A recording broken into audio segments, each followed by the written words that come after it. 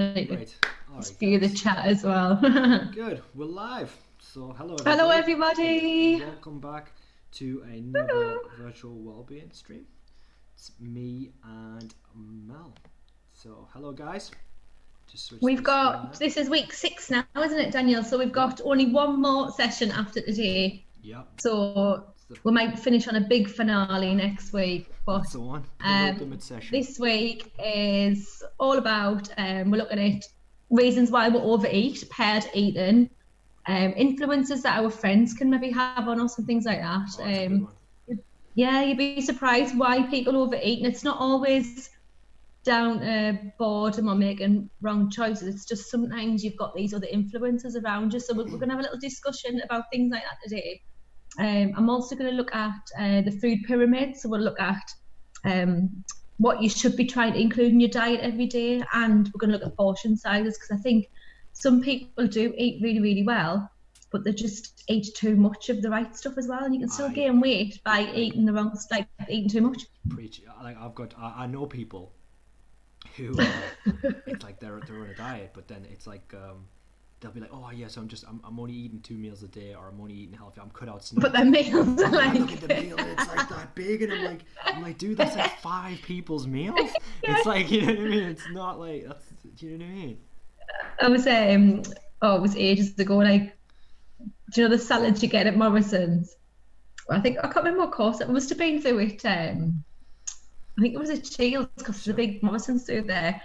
And we got into a habit of getting these salads from the salad bar. Well, I was looking and it was mainly pasta and sauces and cheese, and I thought, oh my God, this, like, even though it's the salad bar, it wasn't all healthy. If they'd gone for like the couscous and the peppers and the actual, salad leaves and stuff, and put all that in the box, that would have been all right. But we all kind of went for all the carby, stodgy naughtiness, thinking that we're having something healthy. But then when you think about it, we were probably eating, like, myself included, we were probably having 600, 700 calories dinner time in a little box, in a tiny little box. So it just gets you thinking anyway. So it just, because something says the word salad, it doesn't mean it's always healthy for you. Yeah. I mean, McDonald's salad as well. I think that's got like a ton of calories in it. In McDonald's, I'm sure they put these like croutons in, and is it the Caesar salad that they used to do? Yeah. If you actually look at the calories in that, you might as well have a burger. Yeah. The calories in that type of dressing on a salad, and the amount, and because if you think the salads in the likes of McDonald's, if you bought a bag of lettuce, it would probably go off in a few days. Yeah.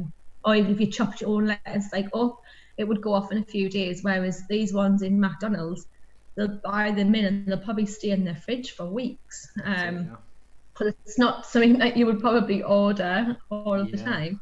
And they've probably got like additives and preservatives to keep it like. That's what I was going to say. So, yeah, there'll be other things in there. So next time you're in, if you order a salad, just have a look at the calories that's in there. And what you've got to think about as well is, has it filled you up? Has it satisfied you? Because if you're eating only 300 calories, but you feel like you've just had, I don't know, a cup of tea or a glass of water, and you haven't had that meal, then you need to get something a bit more satisfying, because maybe it's not filling you up. And being hungry is the worst thing you can be when you're on a diet, because then you start craving the wrong stuff.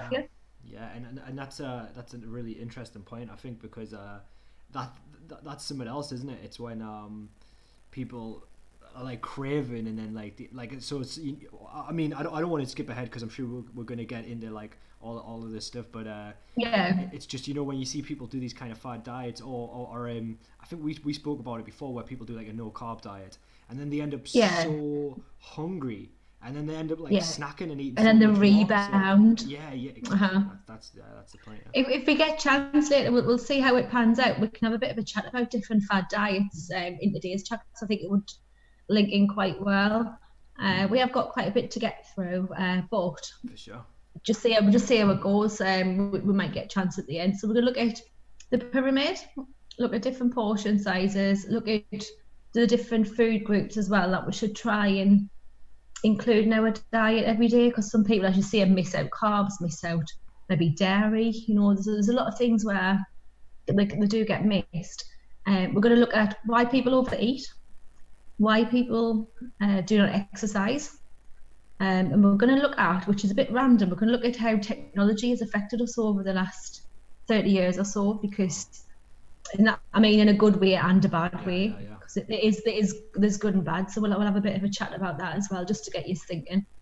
But what I want you to do first of all, if Daniel can put on slide number 2, where it says overeating, all right, that might be on there now.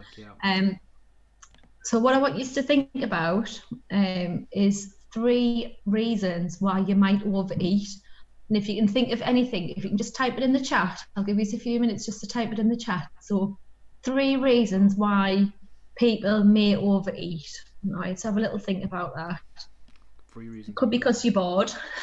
Oops, I'll give you one already. There's one there. So there's a... Oh, Charlotte's in. Yeah. Hey, Charlotte. Okay, yeah. Yeah, so there's a lot of different reasons. There's a lot. But I want you just to think about what maybe might make you overeat without realising or without planning to overeat. I can think... I've got a couple of different ones for why I know, I'm trying to keep it quiet. I'm trying to keep it quiet. I can think of a few, yeah. Yeah. But there's a lot. There's a lot. I bet you could list 10. I bet there's a lot when you start thinking about it. But we'll give people a little chance to comment in the chat, see if anybody can come up with any reasons why we might overeat.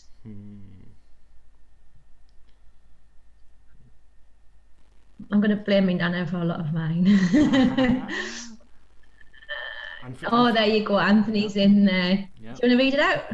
Yeah, so Anthony says, no waste, it's a reward and just a one-off. So I'm guessing he's telling himself those kind of affirmations that we have when we, when we like, I think it's like self-rationalization as well. So you kind of rationalize it. You like, it's a reward, it's a one-off. Yeah. You know what I mean? It's a one-off. The thing is, my one-offs, I end up going, oh, that was really nice. I think I'll have another. Yeah, exactly. Just say if I bought the pack of, it's normally Twixes or something like that, where you'll get 7 sticks, and you might get an extra 2 plus 2 for free, so you get 9, right? There you go. So you've got your pack of Twixes, right? So and they're just little sticks, so I might have 1. And I'm like, if it was a proper Twix, I would have had 2. Oh, I'll have another stick, and I'll end up having 2. But I bought them thinking, I'll be able to have them in little mini portions, and then I just. Yeah. So sometimes you're best off not having any. Sometimes you're best off just being a bit more ruthless with yourself. Totally. And saying, right, this week or this next few days, I'm not having any chocolate. But don't ever say to yourself, I'm never going to have any again, because then you will binge on it. I think it's a really. But yeah, we all do it. We all do it. Yeah, what you're saying, I think, is so true, Mel, because it's like. I think it's always like it's that balance, isn't it? It's like you don't want to be like, oh, I'm gonna have a cheat day, and then they'll eat like 20,000 calories on that day, and it's like they'll just eat everything, and then it just totally just undoes all of the work. But then on the other scale, it's like if you're too strict, you're less likely to, because you're more likely to just abandon the whole thing, because you think like, oh, I'm sick of this, I can't keep this up. So it's that balance, isn't it, of like kind of not going too off the walls, but then also like not being too strict as well. So it's like, well, my cousin Matthew, if you look at his diet, he was like, Mel, can you help us? I want to lose a bit of weight around my tummy. But like, he was fine. Like, it's just, for me, I knew it was probably alcohol, because he drinks a lot of alcohol when he goes to these matches and stuff on a weekend. So we looked at his diet. We even went to the effort of measuring the cereal that he would have, and everything was. There was nothing at all that jumped out to me that he needed a change in his diet. He was eating a lot of fruit. He was getting a lot of veg in there. Everything was home cooked. Like, luckily, Matthew cooks a lot, and so do his parents. So they do tend to eat really, really well, and the portions are the right. There's nothing Monday to Friday that would alarm me. Maybe from Friday night when it's the weekend.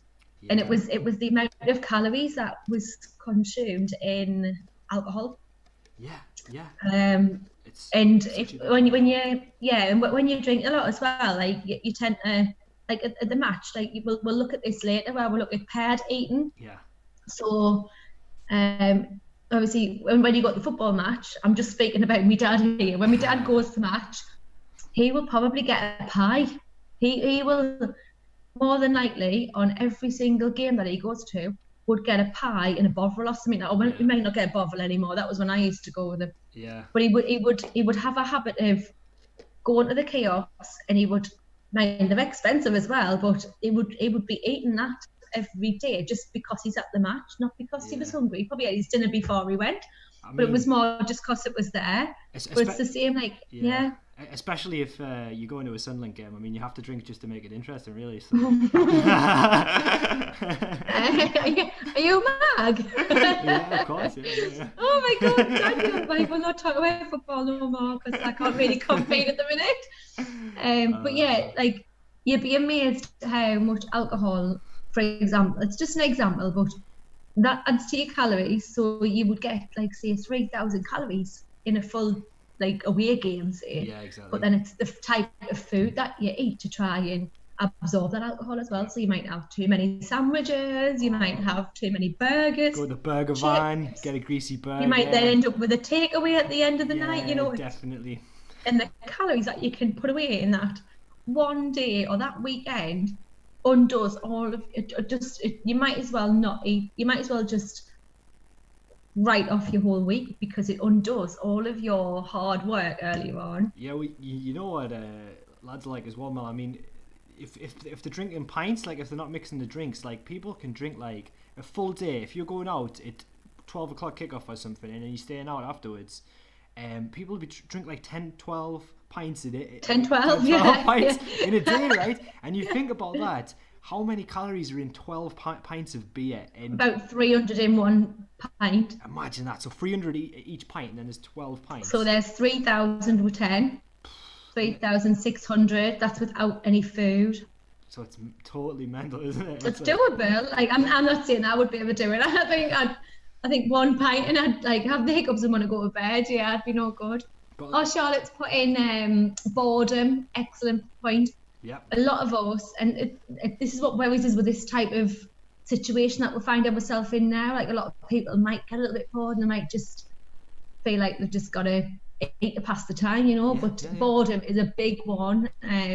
Sometimes if you sit in front of the telly, like you can like eat without even realising, and then you're like, oh right, well, I'll be at that. I'll maybe get another pack of crisps, so I'll put the kettle on. I feel like some people have to have something in their hand and eat when they're in front of the telly. Definitely. It takes your mind off stuff that's going on. You're like, do you know what? Some people do eat to like hide things, don't they? Make themselves feel better. Yeah, it's true. Hi, Mal, Daniel, and everyone. Cheers, Wib. So Wib's just popped into the chat as well, which is Hi, Wib. But yeah, and that's comfort eating as well, right? So like. Comfort eating, yeah, that's a big one. It becomes, it's all on the same like line of stuff, I think, where you know, if you feel bad and then you eat to make yourself feel better, but it makes you feel worse, and I think that it's that vicious cycle, isn't it? Yeah, and it's that mindset of feeling like, oh, you know, I can't control my diet, I might as well just eat, and then you feel bad about yourself and you think, oh well, I don't like deserve to have a good diet and it doesn't matter, so then you start eating more, and then it becomes like a vicious kind of cycle of eating, I think. So and because that's the thing, it's like you might get that instant like gratification from eating like a big greasy burger, but then afterwards you start to feel really sick, and then you know you regret it, and it's not sustainable. So that like eating a Mars bar, eating a greasy burger, it gives you that instant kind of gratification, but then it's not a sustainable happiness, because then after that it doesn't feel good. It doesn't feel good on your body, it feels heavy. So yeah, you get like an instant guilt, don't you? So at the time it feels really, really like you're having a nice little treat, and then after like within half an hour you're like, oh, I wish I never ate that. I know. The only food I really feel like that about is fish and chips. Like I love the idea of having fish and chips, right? But then after I've eaten, I think the grease, I can't, even with about 3 cups of tea after, I feel like I can't get rid of the grease. Yeah, you and me both. Every time I have fish and chips, I'm always like, this is absolutely... So I really enjoy them, but then I always regret having them. Like I can't explain why it is, but I just happen to feel that way about fish and chips. Every time I have Chinese food as well, like I love it. and then like after, especially if it's like takeout Chinese, and I literally like I have like an unquenchable thirst, and like I just can't drink enough cups of water. Yeah, because they put right? stuff in it, don't they? Yeah, There's a lot of salt in it, but there's also like a chemical that would make you eat more. MSG as well. Like they put That's MSG. the one. Yeah. And it makes you Definitely. so thirsty. It's like insane. Oh, Charlotte's put another comment in there. Comfort eating I used to do a lot of years ago when things started to get a little bit bad for her. Yeah. So comfort, like food, people like do that. They do it. You'll do it if you maybe suffered from depression or you felt a little bit lonely. It's a weird that bond that we've got with food, and it does kind of start from a very, very young age. And if you've ever done any of my courses before and we've looked at food and things like that, the type of food that we crave, so cakes, anything sweet, anything like what we shouldn't be like wanting, anything naughty, the combination of fat and sugar, or fat and carbs I should say, is it mirrors breast milk and formula that we are given when we are babies. That makes sense, it's very, very similar, the percentage of those two macronutrients. Yeah. And so even from a very, very young age, when a baby cries, the first thing like a parent or whoever was looking after the baby would do is feed the baby milk. Yeah. Or try and comfort them that way. So straight away we associate food with happiness, even from like a baby. So it's something to think about anyway. I think that as well. It's just drummed into us. Yeah, on like a biological level, it's like if you look at any kind of animal, right?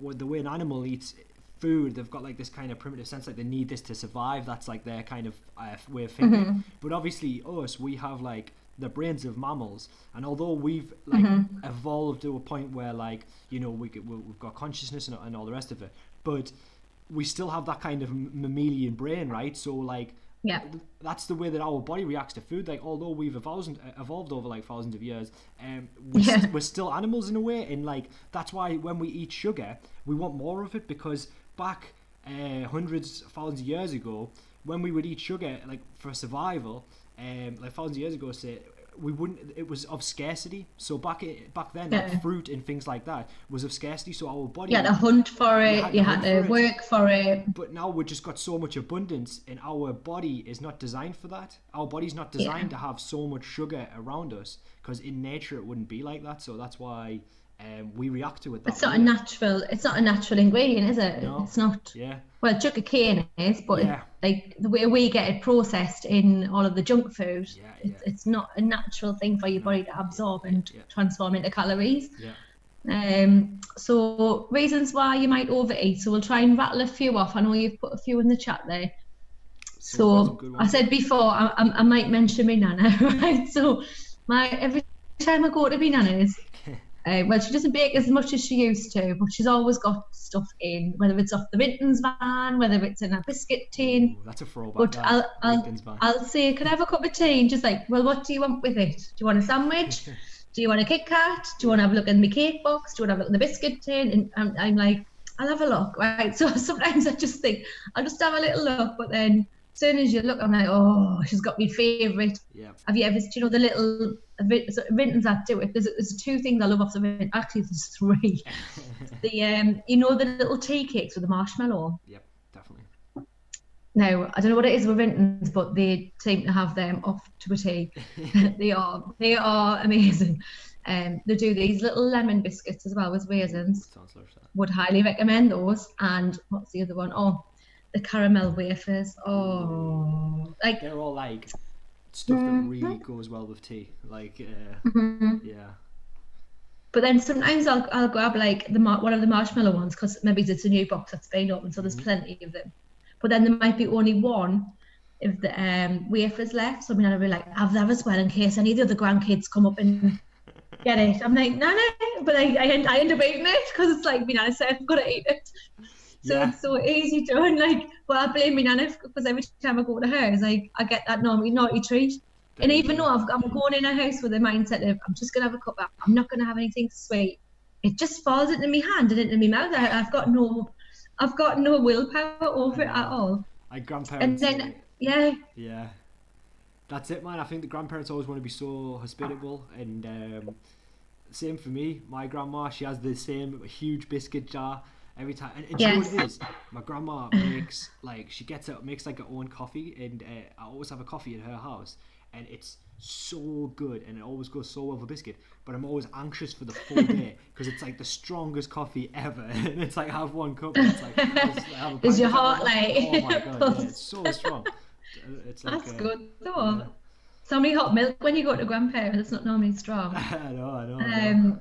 Oh, another reason. So we're talking about like people that might influence you.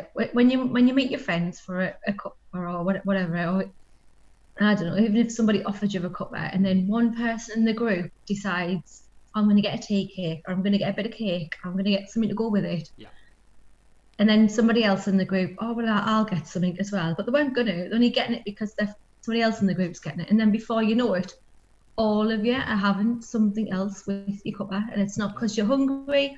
It's not because it's dinner time. It's not because it's time to eat. It's just because everybody else is and you don't want to feel left out. Yeah. And it's weird, but like there's another 300 calories that you could have maybe gone without, but it's just mindless eating. You're not thinking about it. Yeah, and friends will even convince friends to do it. They'll be like, "Oh, go on, man, go on," just because they don't. Yeah, because then it makes them feel better, exactly. like, doesn't it? Yeah.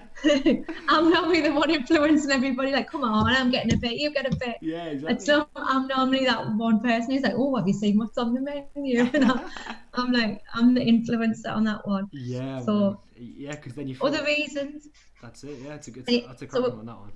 oh, I know. Well, we did mention about football games, but there's other like association things that we do. So even when you go to the pictures, if you went to the cinema, you might get a certain type of food every time you go. Like you might get the nachos, you might get a hot dog, you might get a pack of sweets, you might get the pick a mix, you might get one of those ice blasts. Irritating ice. Yeah, you read my mind. Man. They are so irritating. Dan gets one and it lasts the whole movie, yeah, and yeah, all I can hear is all the way through, and like nah. They're awesome. After the movie's like all blue around his mouth. But yeah, like just again, it's paired eating. It's just that association with food. Have any of you ever said to yourself, right, I'm going to go on a diet, and then the day before you decide to go on your diet, you just clear out everything in your cupboards and have a proper binge? Yeah. Like you just eat everything that you can get your hands on because you think, I'm starting my diet tomorrow. Yeah. And then tomorrow comes and you're like, I'll start tomorrow. It's not going to happen. So you're just constantly like procrastinating and putting it off and just not dealing with it there and then. If you're going to eat healthy, start with your next meal.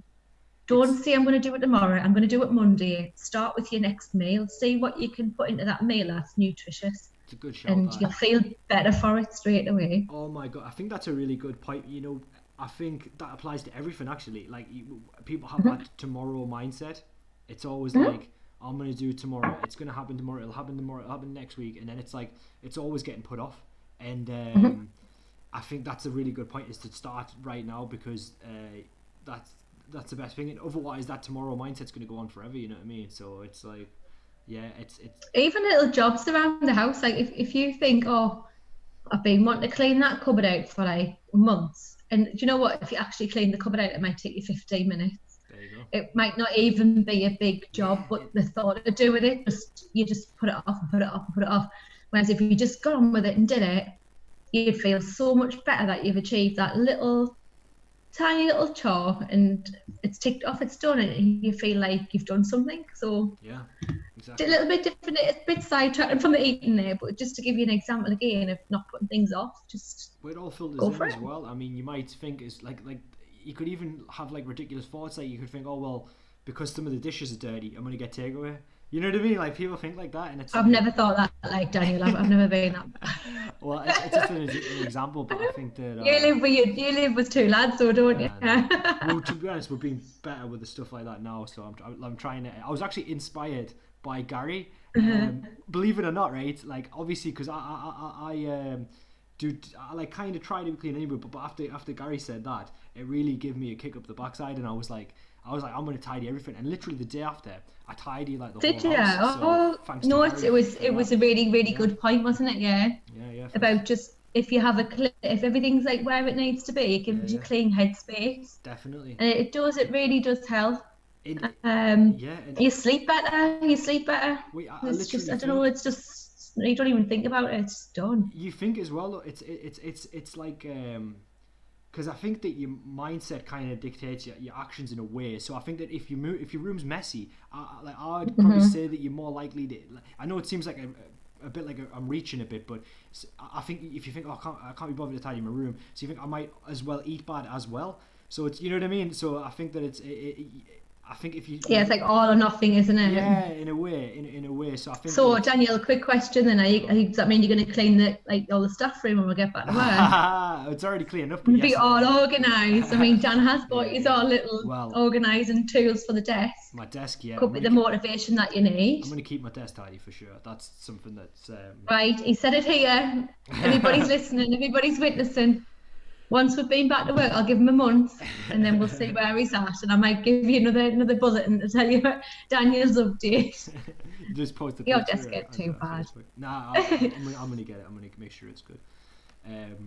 Can you think of any other reasons why? Oh, I've got one for overeating. Okey-doke. Parties and buffets at parties. Yes. Yeah. So I've been to somewhere, I didn't even know if there was a buffet on. You know, like if someone was like, I don't know, like the 21st or something like that, or the 30th, or, you know, like I thought, oh, I don't know if there'll be buffet. I'll have me tea before I go. And then I've gotten there and the buffet has just looked amazing. So I've had me tea. I'm not even hungry, but everybody else is queuing up. So I feel like I've got to jump in that queue before everything goes. I don't know. And I'll fill my plate up, and you know what? I'll trough my way through it. And it's not because I was hungry. It's just because it's there. Yeah. And everybody else is doing it. It's what you do. So I know. Definitely celebrations and things like that. Yeah. Christmas is a good example, isn't it, of overeating? Yeah, definitely. Yeah. Oh my goodness, you're telling me. Like, also, like, I think that something that a lot of people might be doing with this as well is that a lot of people are stocking up on stuff, right? So I think that might be bad in a way for people, because they'll think, well, since I've got 30 Mars bars, I might as well. I might as well have 5. Yeah, you know what I'm saying. Because whereas if like you had 5, you might be thinking, oh well, I need to save those. But because if you've got an abundance, you might just think, well, I've got enough as it is anyway. So, Anthony said in the chat, he said, you reminded me my Graze box is due. So yeah. Right. Interesting one. Don't eat it all at once unless it's one of those little mini ones, because there's quite big, some of them.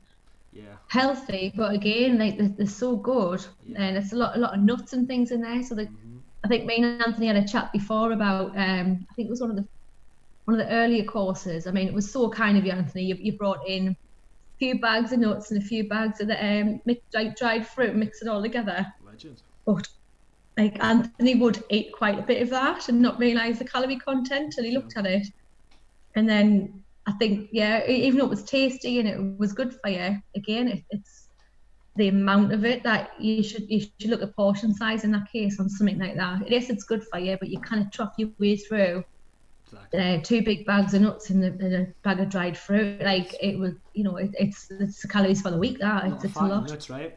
Like good fats, but it's still like it's a lot of fat, right? What's we put in? He said, I love a buffet. You're funny. I'm first in the queue and always get too much. Hey, well, I normally get in the middle if I can. I don't like to be last where it's just a little bit at the end left, and I don't like to be up first. I'll get a bit embarrassed, but wave if you're at any parties, I'm going to just jump in behind you. I've got used to eat Tupperwares in 2 Tupperwares in 2 days. I'm guessing 2 Tupperware cases. That's the fruit and nut. Wow, so it's a bit. Yeah. I've got a little quick story about buffets. Now we're talking about it. Last time. I'm all ears. So last time I had a buffet, I went in with that. Like when I was a kid, it was like something fun that we used to do where we'd be like, "Oh, it's all you can eat. We can try and eat as much as we can." And I think when you're a kid, you're just invincible to everything. So like, it just never used to affect me that much. But I was like, like now I'm like a grown man. I was like, okay, me and my mate went and we were like, let's just like eat. Let's just be like. Totally like let's get our money's worth. Yeah, let's get our money's worth. And we had so much, and then when you're even full on top of full, and you can eat ice cream and it just slides down. eating ice cream. It's a different stomach for dessert. I've always thought that. Exactly right. So we ate so much, and literally, I learned my lesson since then. And I honestly, we walked to the bus stop. I was like sweating. I thought I was going to be sick. I was hiccuping. I couldn't stop hiccuping for like an hour. I was like holding my stomach, and I literally I didn't eat lunch the next day because I was still full. I was like, but never again. So basically, I learned my lesson since then. It's like, I don't know how people do that. All you can eat. It's not worth it. It's too much, isn't it? Never. It's good that you get to try everything, I guess, but then. I think there's a line, isn't there? And like some people, well, most people will go over that line.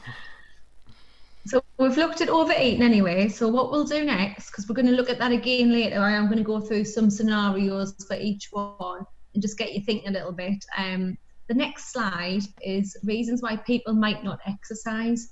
So again, in the chat, if you can write a couple of reasons why you might not exercise, or somebody might make an excuse not to exercise, if you can put that in the chat for me, and we'll just have a bit of a chat around it, really. There's a lot of reasons why you might not be able to exercise, or you might just not be motivated to exercise, but I'm not going to say too much again. What were you going to say, Daniel? I think that there's people who do obviously have valid and genuine reasons as to why they can't, but I always remember like one of the whole Nike slogan of "Just do it," right? Like that's that whole campaign they had. Well, there was one of my favorite adverts ever, and it was a Nike advert, and it was just a close up of this guy, or maybe link it in the description if I can find it. And it was such a powerful advert. He was like, and it was just a close up of his face, and he was saying like all of the different like excuses. He was saying like, oh, this reason and this reason, I had a bad day, this reason, this reason. He said loads, and then at the end he's like, because he's basketball and you can hear him basketball and you can see that he's sweating, but it's just a close up of his face. And then he slams the ball down, and as they slam the ball down, it like zooms out and you can see he's in a wheelchair, and he just goes, and my feet hurt, and then it ends and it says no excuses, just do it, and it's a Nike advert. And I thought it was so cool because it's like got you right at the end, doesn't it? Yeah, like someone like this person who's obviously disabled, and he's still like a sportsman, and he's in a wheelchair, and like in spite he's still doing it. He's still doing it. So that isn't to say that there is like people who have real reasons they can't exercise, but I always feel like there's something you can do, even if you sat at your chair, right? There's like stretches you can do and so on. Oh, we've got a few here in the chat now, right? So let's go back up. So Anthony said lockdown, so there's no gym, and he's had an injury lately. No gym's open. I agree with that. Nothing we can do about it, unfortunately. I think it might be a little while before gyms do open back up.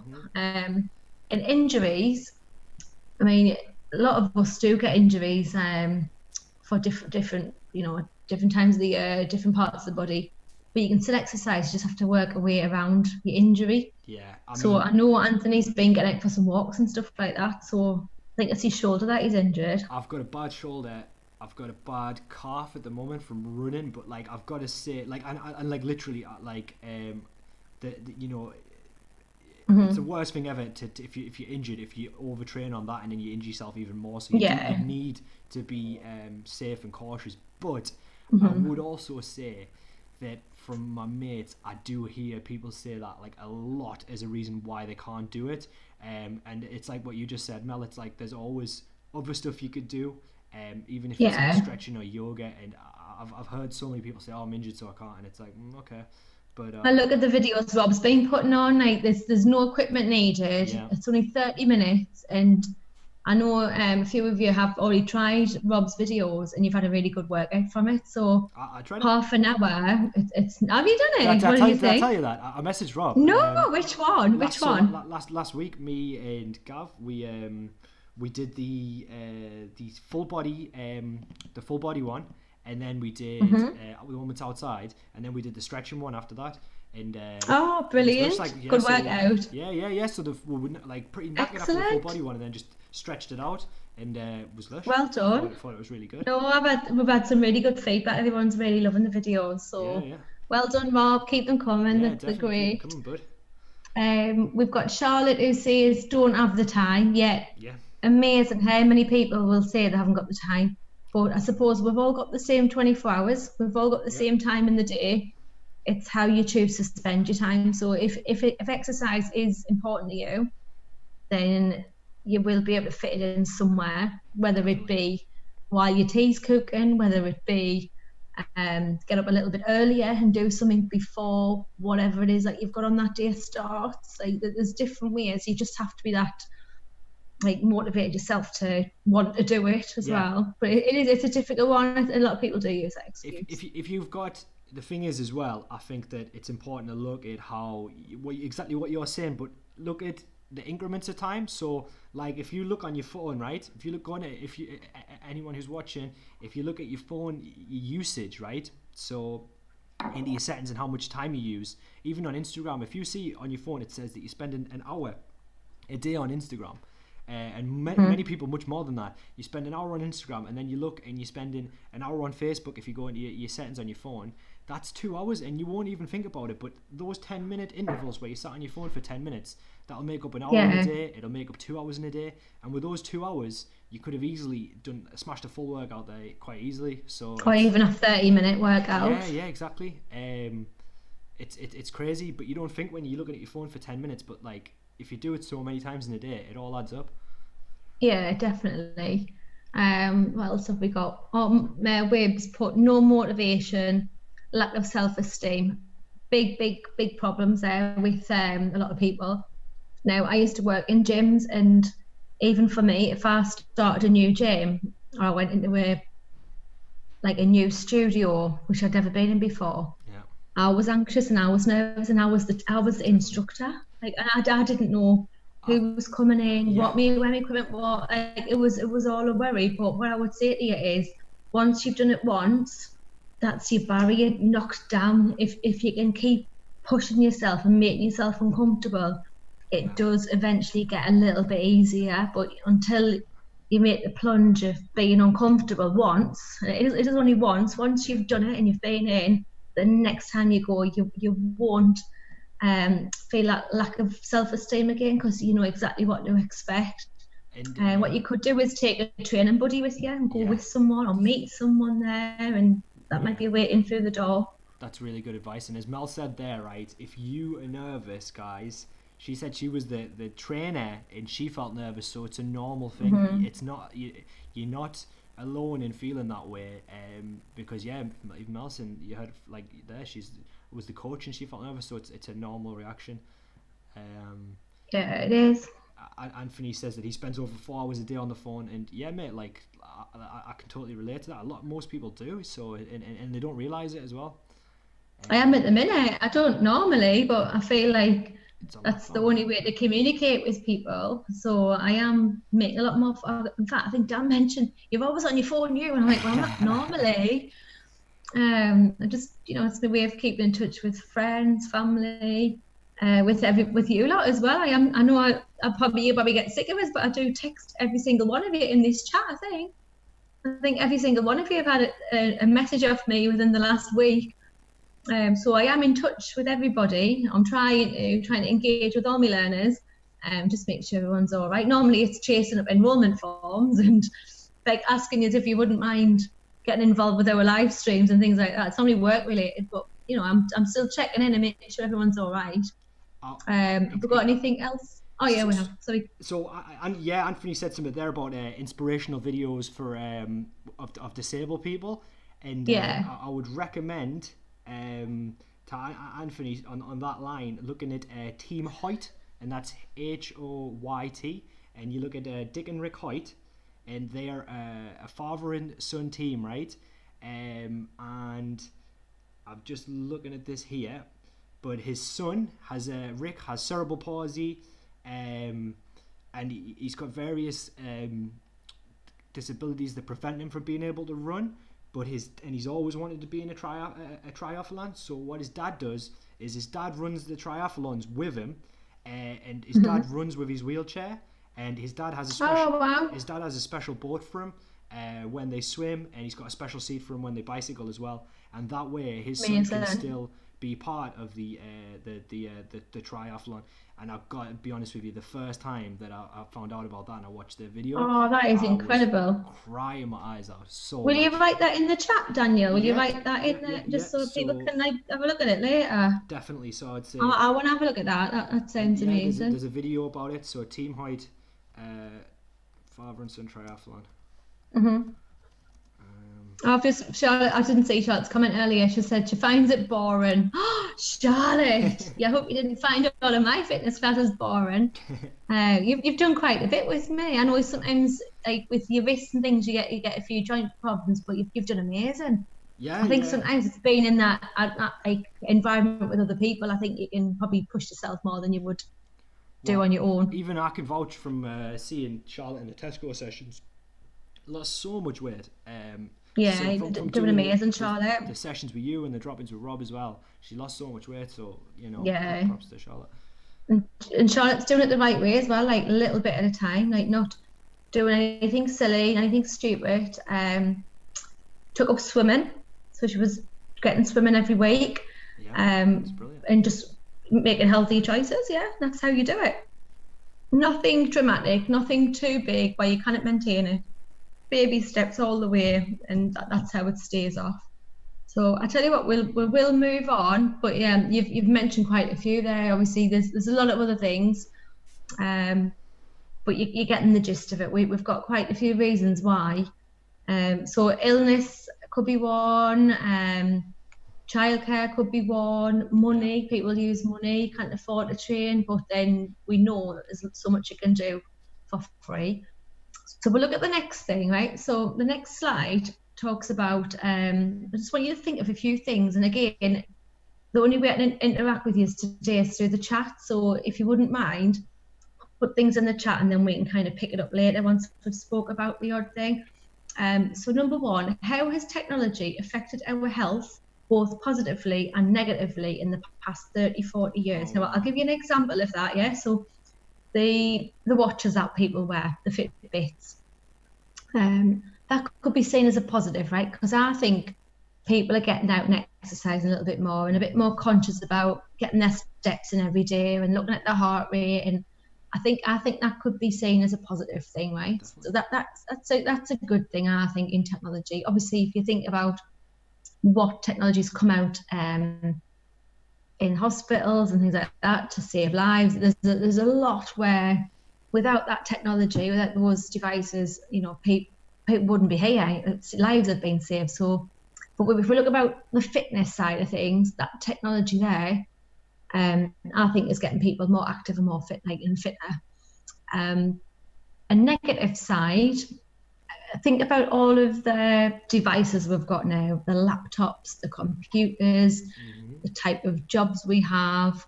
It's making us more inactive because we don't need to manually lift things. We can work from home, as most people have adapted quite well. If we were to do this 30 years ago, we wouldn't be able to interact the way we are today. We wouldn't be able to do live streams the way we are now. Not many people would have all these devices. If you went back 30, 40 years back, exactly. We wouldn't be able to do this. It's quite lucky that it's come at a time where we can still interact with each other.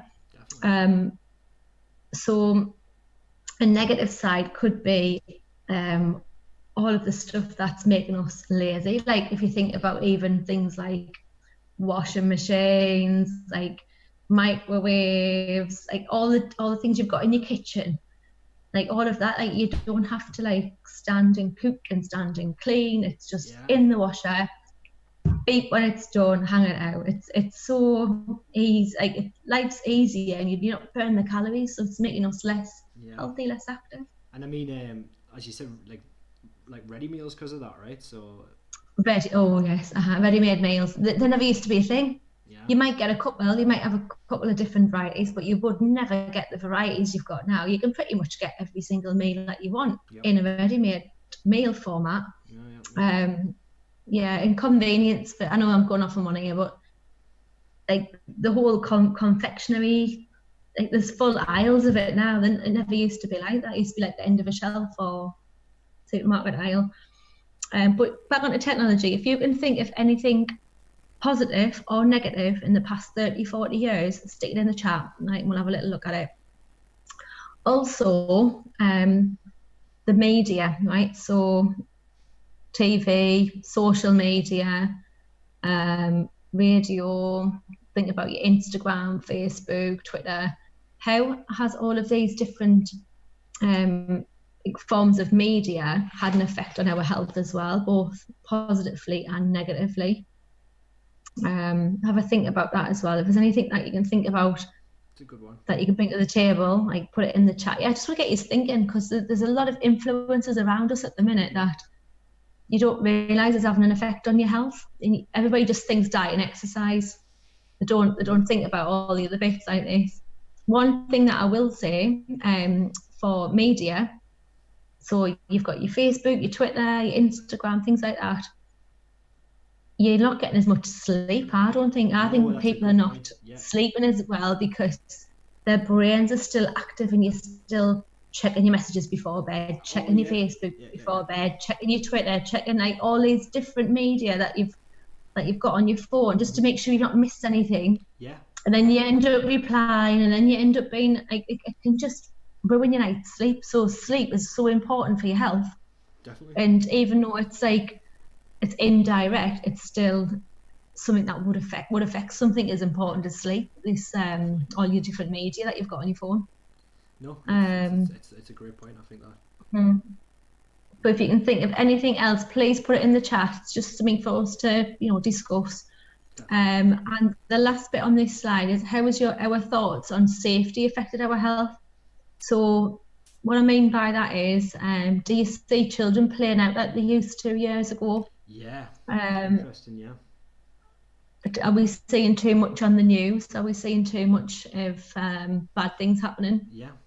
Where we don't think we live in a safe world anymore? But is it because of how it's portrayed in the in the media? Is it actually happening, or is it just always been like that and we've just never been told, or we've never it's never been brought to our attention? Yeah, I mean, something for you to think about. And that one relates to the technology one as well, really, doesn't it? Because it's kids are using more and more technology, and then maybe not out as much. So yeah, I remember when I was a kid, out every night, couldn't wait to go outside. Fox and hounds. The Streetlights was me shout in, like I had to wait till the Streetlights come on, then I was like, right, you got to get in now, like that's time to get in. I loved it, like around the block where I used to live, like literally out every night, play Fox and Hounds, we'd play football, we'd play blocky, bulldog, amazing, so fun. I know, you were in, quick change, straight out, shouting in for your tea. That's it. Straight back out. And you couldn't wait to finish your tea to get out and be like playing again. And then it was always like, come on, your time's up, get in. 10 more minutes, let me have 10 more minutes. Yeah. And then they were like, and then your 10 minutes will be up. Oh, 5 more minutes, 5 more minutes. No, that's enough, get in. When I finish the game, it's we're right in the middle, don't spoil it. Yeah. So, but you couldn't keep kids in, whereas now, kind of get them to go out. Like some kids, I just think they must have no life. Like I just think they haven't got mates, they haven't got people around them where they can mix. And it's like what you're saying. It's like it's not. Not to answer the questions, but it's not. It doesn't seem healthy, really. Nah, I mean we've got kids in our street. I've never known people even knock on for them or anything like that. I know. That was it. That was it. Like knock on and walk to school and no mobile phones. People come and knock on your door and say, "Oh, is Dad in?" Blah blah blah, and then you'd go out and play with them. That was it. Like that, you'd never call. Well, the lads used to knock on for me because they were always short when they were playing football. Really? So they were like, "Mel, will you come play football?" And then they put us in goal. I was like, "I don't want to go in goal." I was just there to bounce the ball off. Yeah. I remember just that. But I just don't see that interaction the way we used to have it when we were little. Yeah. I'm saying we. I think I'm a little bit older than you, Daniel. I've said that before. But still, what have we got in? Have we got a few things? Oh, yes. Sorry. Finish your story. No, I've been moved. I was just saying that there was no mobile phones when I was a kid. Or they existed, but like the kids didn't have them. So we just literally would go and knock on people's doors, and that was it. Or you'd go and meet someone, and then if they weren't there, that was it. Are you doing them on the landline? Yeah, you call them on the house phone, yeah. That was it. Got a couple of points in there, I think. Have you noticed the antiquated gym equipment in the Rocky workout montage, since there's televisions and cardio machines, key fob aided exercise program to plug into resistance machines? So yeah, obviously in Rocky, especially if you look at Rocky 4 when he's fighting Ivan Drago, and Rocky's hitting like big meat things, and Ivan Drago's got like a bunch of machines hooked up to him and stuff. So yeah, it's a lot different now. Totally different, and I think because you can track your workouts, and as you say, you've got them key fobs. It could be seen as a good thing because it's motivating you, isn't it? And it's motivating you to like lift more, do more on the machines. Yeah. What's Charlotte put in there? Charlotte said, for the media, looking at images of airbrush photos and models on catwalk shows us saying that you have to look a particular way, have a particular body shape, and that can have a negative effect on people. It's not real life. It's not real, and a lot of people get hung up on it. Especially, I think it really has a bad effect on teenagers, boys and girls. But it's not real life. Like I know people that I've seen in the gym and I've seen around, and I thought, I recognise you, and then this is going to sound awful, but I went back and I thought, actually, they're that beautiful person on their Instagram who in real life they don't look like that. No, I wouldn't know. Like I went, oh, I think I know you, like, and then I thought, no, I don't, and then I thought, oh, I know who it is, and I was like, no, I can't be, and it is. It's the same person, but they just look so different because they don't want that image of what they look like being out there. But yeah, people are strange, aren't they? Well, it's like, but it can really affect people. It can affect your mental health. It can affect your confidence. Instagram versus reality, right? It makes people not feel good about themselves. Yeah, and it's that's the thing, and you see that we live in an age now where it's of like celebrity. So that's even a new idea. Like back like 20-30 years ago, there never used to be someone who was famous just for like being famous, you know what I mean? That socialite, the idea of a socialite is quite a new thing. It existed, but there wouldn't be as much of a massive celebrity. So like someone like Kim Kardashian or someone like that, and they're basically like a product in a way. You know, everything about them, you know, it has involvement from companies and stuff, like everything they wear, how they dress, all of that image, that's how they make their money. So every single picture that they post, even if it's a selfie, like they'll send their selfie to their PR team, and their PR team will airbrush their selfie. So there's literally like that's nothing like what a normal person. And you've all done Photoshop and Photo P and things like that. You've all had a go at these and seen how easy it is to edit a photograph and brush out blemishes and you know, like make things look picture perfect. You know how easy that is to do. Yep. And this is what these celebrities do with every single photograph. And that's the thing. You've even got filters on now, haven't you? Where you can just press a filter in. Like I do sometimes, I think, oh, well, you look all right with that filter on. Like, well, that can go on. And that's the thing. And it makes people have a bad self-image because they start to think, well, I can't look like this, so you know, then maybe there's something wrong with me. But the reality is that nobody looks like that, and it's what you're seeing is an over-exaggerated version nobody of a person. So not a real person doesn't look like that.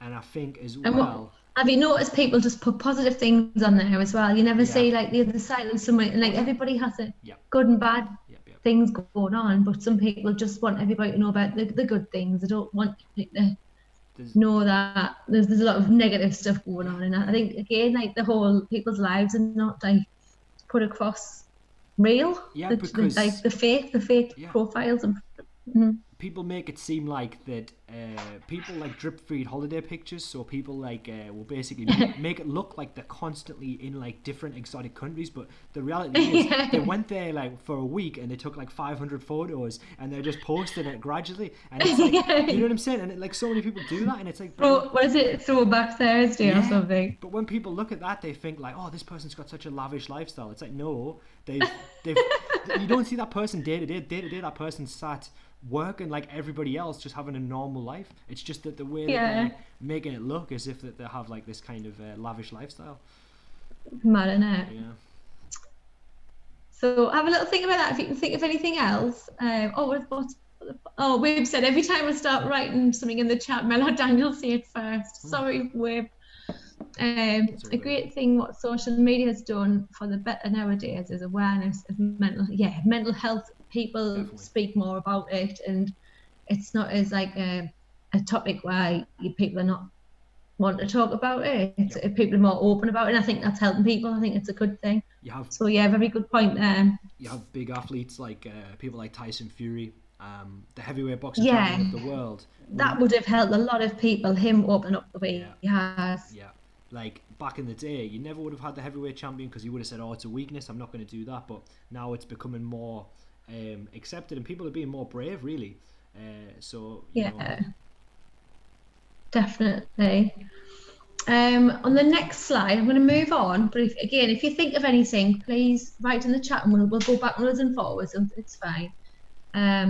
But there's a lot to think about why our health's been affected, and it's not just because of the food and the exercise. All right. So reasons why we might overeat. We did mention this earlier. So depression. So if you're feeling a little bit down, you might overeat. If you're with friends, sometimes because it's a habit or a routine. So you might think, oh, it's 12 o'clock, it's dinner time, I've got to eat. Or a habit where if you have a cup of tea, you have a biscuit with it, things like that. Mood. So if you're feeling a bit down or a bit, you might go for the foods that you maybe shouldn't be eating, or if you're just busy, you might grab whatever's in the cupboard and not have time to plan your meal. Definitely. Or if you're in a good mood, you might eat good, like you might eat naughty stuff because you feel like, I don't know, you just might be having a bit bouncy mood. You might, I'm going to have a nice lolly today, it's sun's out shining. I'm going to treat myself. Treat myself every day at the minute if I'm being a bit naughty. Occasions, so we said about going to a birthday party, going to a do like that where there's a buffet. But even if you think about like weddings and stuff like that, like if you think about wedding cake, wedding dinners, like what food's brought out, you haven't got a choice for that, it's just served. So different occasions might make you eat more. Stress, a lot of people when they're stressed can go one way or another. Actually with stress, some people don't eat at all, and some people can't stop eating. There's not a stop button at all. Mindless eating, so this is when I was talking about sitting in front of the telly and just troughing away and not even being aware of it, but it happens, doesn't it, where it's just there, and you've already had your tea and you're already full, but you're just eating because your telly's on. It's just there, it's just going in, and you're not thinking about it. And that's normally when you would get all your excess calories, I think, when you're doing something like mindless eating, because you're not really aware of it. So if you were to do like a food diary at some point later, there's things that you might miss out and not write down because you've not really thought about it or planned it into your day. You'd write down your breakfast, dinner and your tea, but all the snacks, a lot of them get missed because you just haven't really thought about it. Definitely. And excuses as well. So just an excuse to eat, like not because you're hungry, not because of anything else, just there, so you're going to eat it. So there's a lot of things there where we might, but just have a think about what reasons you overeat, and we all do it. Like if there's nobody who doesn't, like we all have days where it does happen. We try and control it, but you still fall off the bandwagon now and again. So have a little think, see if any of those like apply to you. But the next page, this is where I really hit like nearly everything on here. So these are examples of overeating, right? So we've said about reasons, right? So I'm just going to give you 2 examples. So the reward syndrome. Have you got it on there, Danielle? Have you found it? So the reward syndrome. So you've had a really bad day. Your boss is a nightmare. Everyone's driving you mad, driving you crazy. So you feel like you deserve a reward. Now, it doesn't always have to be food. It could be nice bath, go for a nice walk, have a treat in a different way. But a lot of people would take to getting a takeaway tonight, or I'm have that chocolate that I've saved because I'm stressed a bit. Yeah. So the reward syndrome, that could be part of that. The next one on that list is the last supper syndrome. So I'm going to start, I think I mentioned this earlier, I'm going to start my diet tomorrow. I'm never going to eat cake again or biscuits. So I've got to eat everything now, because if it's there tomorrow, like, I'll still be off my diet. So the last supper syndrome, so you've got to trough your way through anything that's naughty because tomorrow you're going to be good. Well, you've just put in all of tomorrow's calories anyway, because if you look at it that way, like, you might be on a diet tomorrow, but really you've put the calories in anyway the day before. Exactly. So that's not going to work. Or the closet syndrome, guilty. Nobody's looking. They think I'm on a diet, they know I'm on a diet, but if they don't see us, it won't count and they won't know about it, right? So you can still carry on that your diet's going really well, but you've had like a packet of crisps and a digestive biscuit on the night. Yeah. Guilty. Oh man, because it's there. So I'm in the kitchen, I'm making a meal, the biscuit tin lid's off, and just because it's there, I'm going to eat it. Can't waste food, right? So people eat just because they can see it. Yeah. The fed up syndrome. So I'm bored, I'm lonely, I'm cross, I'm angry with myself, or something else that's maybe happened that day. So I'm going to eat something naughty. So it's pretty much, I'm bored, let's eat, right? So boredom, yeah. When I was revising for exams at uni, the amount of, when I think about it, was disgusting. The amount of chocolate I would eat. I wouldn't eat proper food. I would just be snacking on convenient crap, really. It was just rubbish. Yep. Crisps. Happens to a lot of editors, because they're sat, like, a lot of time, they're just going to get, like, energy drinks and, like, crap food. And it's amazing when you're working and you're studying and you're concentrating on the stuff. It's just like this. And then you're like, who's ate my chocolate? Because you don't remember eating it. So you think, oh, couldn't have ate all that. So you go and get out of the bar. I know. I think what you mentioned as well is, like, it's people use it as, like, a source of procrastination as well. So they think, like, oh, sit down and write this essay, but they're like, first I need a drink. Oh, I need something to eat, and then it's like, yes, it's like they're putting stuff in the way of the thing that they want to do. Yeah. To stop themselves doing it. So we all do it. We all definitely do that. Or the slippery slope. This is where I use like a phone as an example. So the slippery slope. So you've missed your breakfast. You've had far too much at dinner. So you've maybe done what Daniel does and go to like that all-you-can-eat buffet. So I'm just going to go the whole hog. It's broke. Let's smash it to pieces. So what I kind of use like for this situation is, imagine if you dropped your mobile phone. If you dropped it on the floor, you would pick it up, wouldn't you? You would pick it up, you would maybe have a little look at it.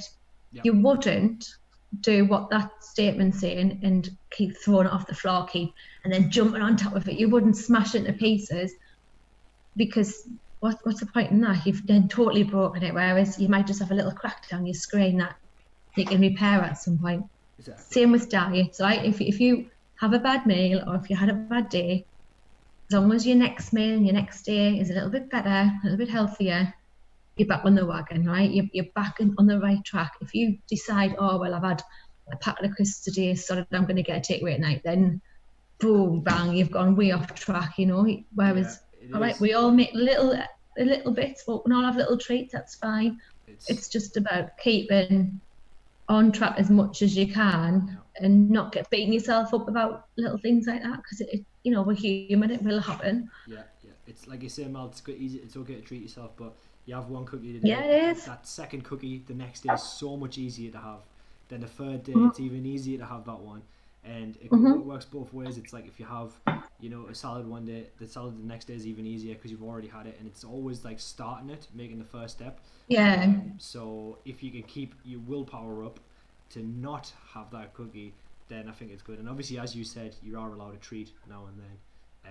But of course you are. But what I think people need to do is not worry about that treat. Yeah. Being a bad day, because all you have to do is then have a healthier tea or have no more treats that day. It doesn't mean that you fell off the wagon. You've just maybe broke a little bit that you shouldn't have, but it doesn't matter. Like you're better off having it than craving it. Because if you start craving it and it goes over a few days, you'll probably end up binging on it. I think did Charlotte mention the next one? Excuse me. Charlotte. What was it? Boredom. It was not depression. It was boredom. Yeah. So it was boredom. It wasn't depression. So, this one is I'm fed up. So I'm bored. I'm lonely. I'm cross. I'm angry with myself. Someone else. So I'm bored. Let's eat. So that was that one. Yeah. The next one was the one I've just read out. Sorry, the depression one. Being depressed can lead to weight gain. That can then lead to depression, creating a frustrating, vicious cycle. So you eat because you're depressed, you're then depressed because you eat, and it just keeps going on and on and on and on until you break that cycle. So break the cycle, yeah. Decide how important it is to you and what it would make you feel like if you were eating better and you were moving more and you were more active and just it's not this isn't looking after yourself isn't what anybody else can do. Nobody else can make you healthy, nobody else can make you active, nobody else can make you eat the foods that you eat. How important is it to you to do these things, right? And if it is something that you see as being quite important, then make those small steps to make yourself happier. Definitely. Don't kill yourself doing it. Do it a bit at a time. But you need to make a decision of how important that is to you and in your life. And do you know what? We can all make little changes that are positive. Don't have to be big changes. It might just be something as simple as I'm going to have breakfast every day and start your digestive system off in a good, positive way. Something else, it might be even I'm going to try and drink so much water every day, or it might be I'm going to be in bed by this time to try and get my 7 to 8 hours sleep every night. It could be something like that, what you're doing consciously for yourself to make yourself feel better. I think that's really good advice, Mel, because it's like I think that if you're in a really bad cycle of sleep, food, and so on, then if you say, listen, I'm going to stop all this tomorrow, all tomorrow, I'm going to get 8 hours sleep, I'm going to eat perfectly fine, it's so much of a task that you're so unlikely to do it because you think, oh my god, it's like so overwhelmingly hard. So I think that making steps towards that, as you're saying, is so important, right? So breaking it down and you know, so say I'm going to have an extra glass of water a day and then like working towards it. I think that's a really good way because it makes it, instead of it being like one huge task that you think, oh, I'm never going to be able to do this, you're working your way towards it, right? So even if you just pick one thing and got it where it become habit and routine. Like one thing that I've started to do lately is I am drinking a lot more water, and I'm making a conscious effort to do that. I'm like, no matter if I'm sitting working downstairs or if I'm upstairs, like I'll try and take a pint of water with us. And do you know what? Like gradually I'll get through that water. Yeah. And I'll just try, and I'm always trying to have a pint of water next to us. Like with me tea, I'll have a pint of water with it now. Not that I would normally have had probably diluted juice, so I'm still getting me water, but I'm trying to have more just water, and I do feel better for it actually. Of course, yeah. So I would recommend water as a starting point. Water and sleep. I've always been a good sleeper, really. Do like me sleep. Where we're up to? Oh yeah, it's a habit, right? So it's time to eat. So you might not be hungry because you had your dinner and it was a bigger dinner or whatever, but it's tea time. You're still not hungry at tea time, but you know it's tea time, so I'm gonna eat something. Yeah, it's time. Let's eat. Crowd pleasing. So we said about going along with other people. So just because one person's ordered a bit of cake with a cuppa doesn't mean you have to do that. But these are the type of things that we do. We just want people. We don't want people to be think that they're eating on their own, or you don't want to be the only one who's not having something.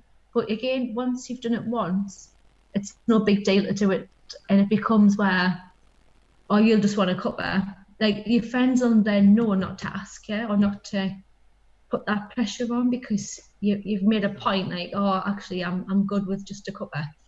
if you've done that a few times, like it's not then a big deal. It's not then even a conversation that would pop up. Definitely. That's what I've found anyway. If I really want to be eating well on a diet as such, you've just got to make other people know how serious you are about it and not cave in at the first opportunity. I think that's especially true what you're saying with the story we told earlier about going to the match. Because it's tough, you know, when you're with your mates and you're at the match together. It's hard, time and they're all on like having the pints and stuff.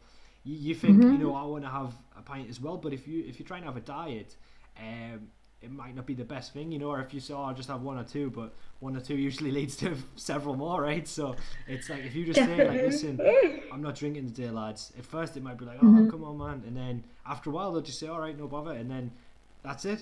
So it's like, you can still have a good time with your mates as well at the match, and you don't have to well, my cousin rather than go without and go like teetotal, he found, I can't remember what lager it was, but it was half the calories. So he halved all of his. It was like Coors or Coors Light. Yeah. It was. He was looking at the calories though, but he never looked at calories before. But he was like, it's half the calories. So I thought, well, don't drink twice as much. That's not how it works.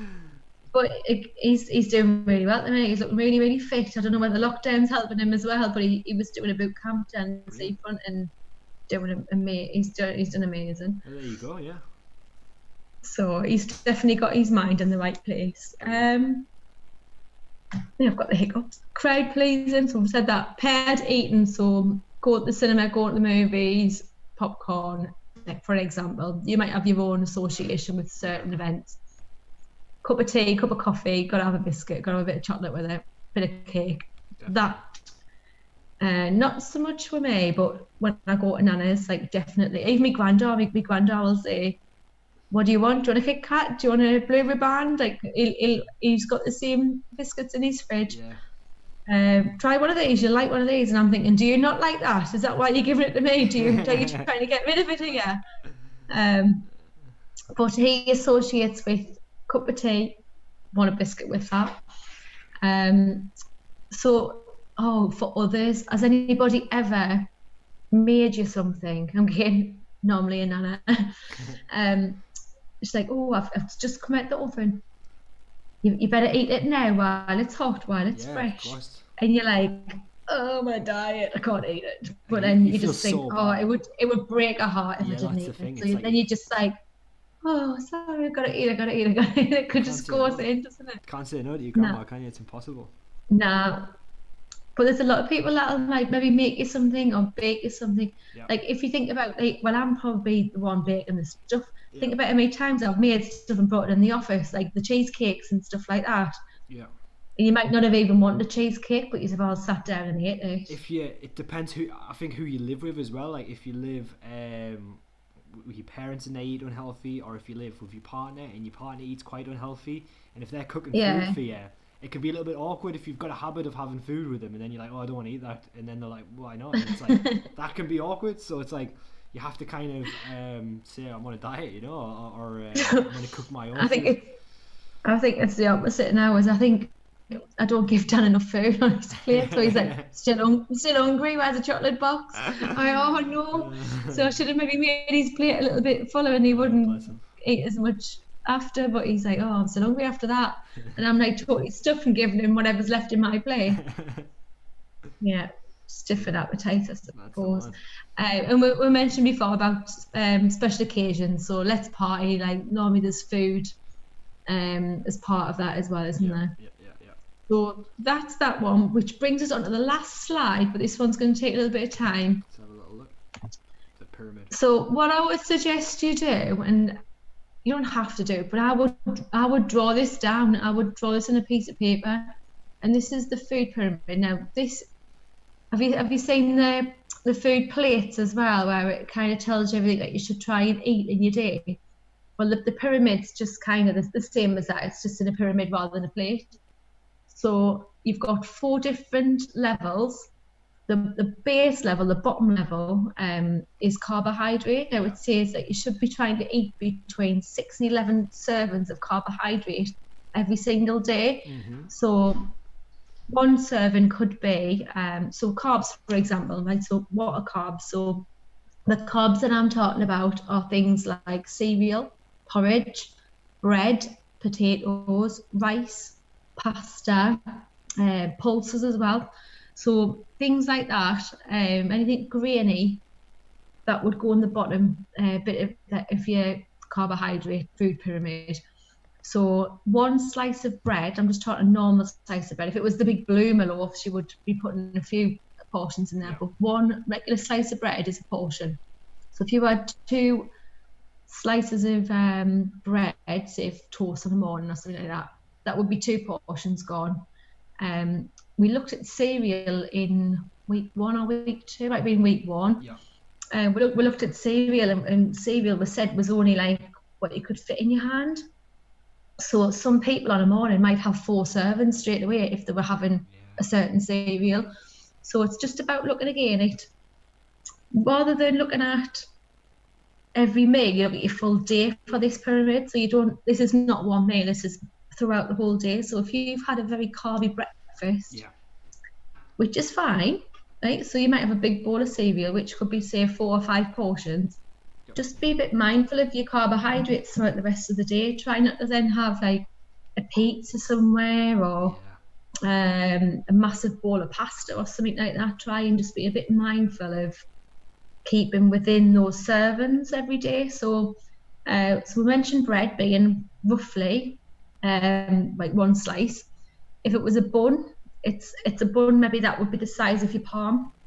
So if it was a bigger bread bun, use that as your gauge. That would be like 1 portion, so it might be 2 if it was a bit bigger. Just use your common sense on the bread front. You know, you can kind of visualize how much bread that you're eating. With pasta, normally, if it was just like the tube pasta or even any pieces of pasta like that, it's only about 10 pieces of pasta. That's 1 portion. Now, if you're anything like me, I wouldn't be just putting 10 pieces of pasta in a pan.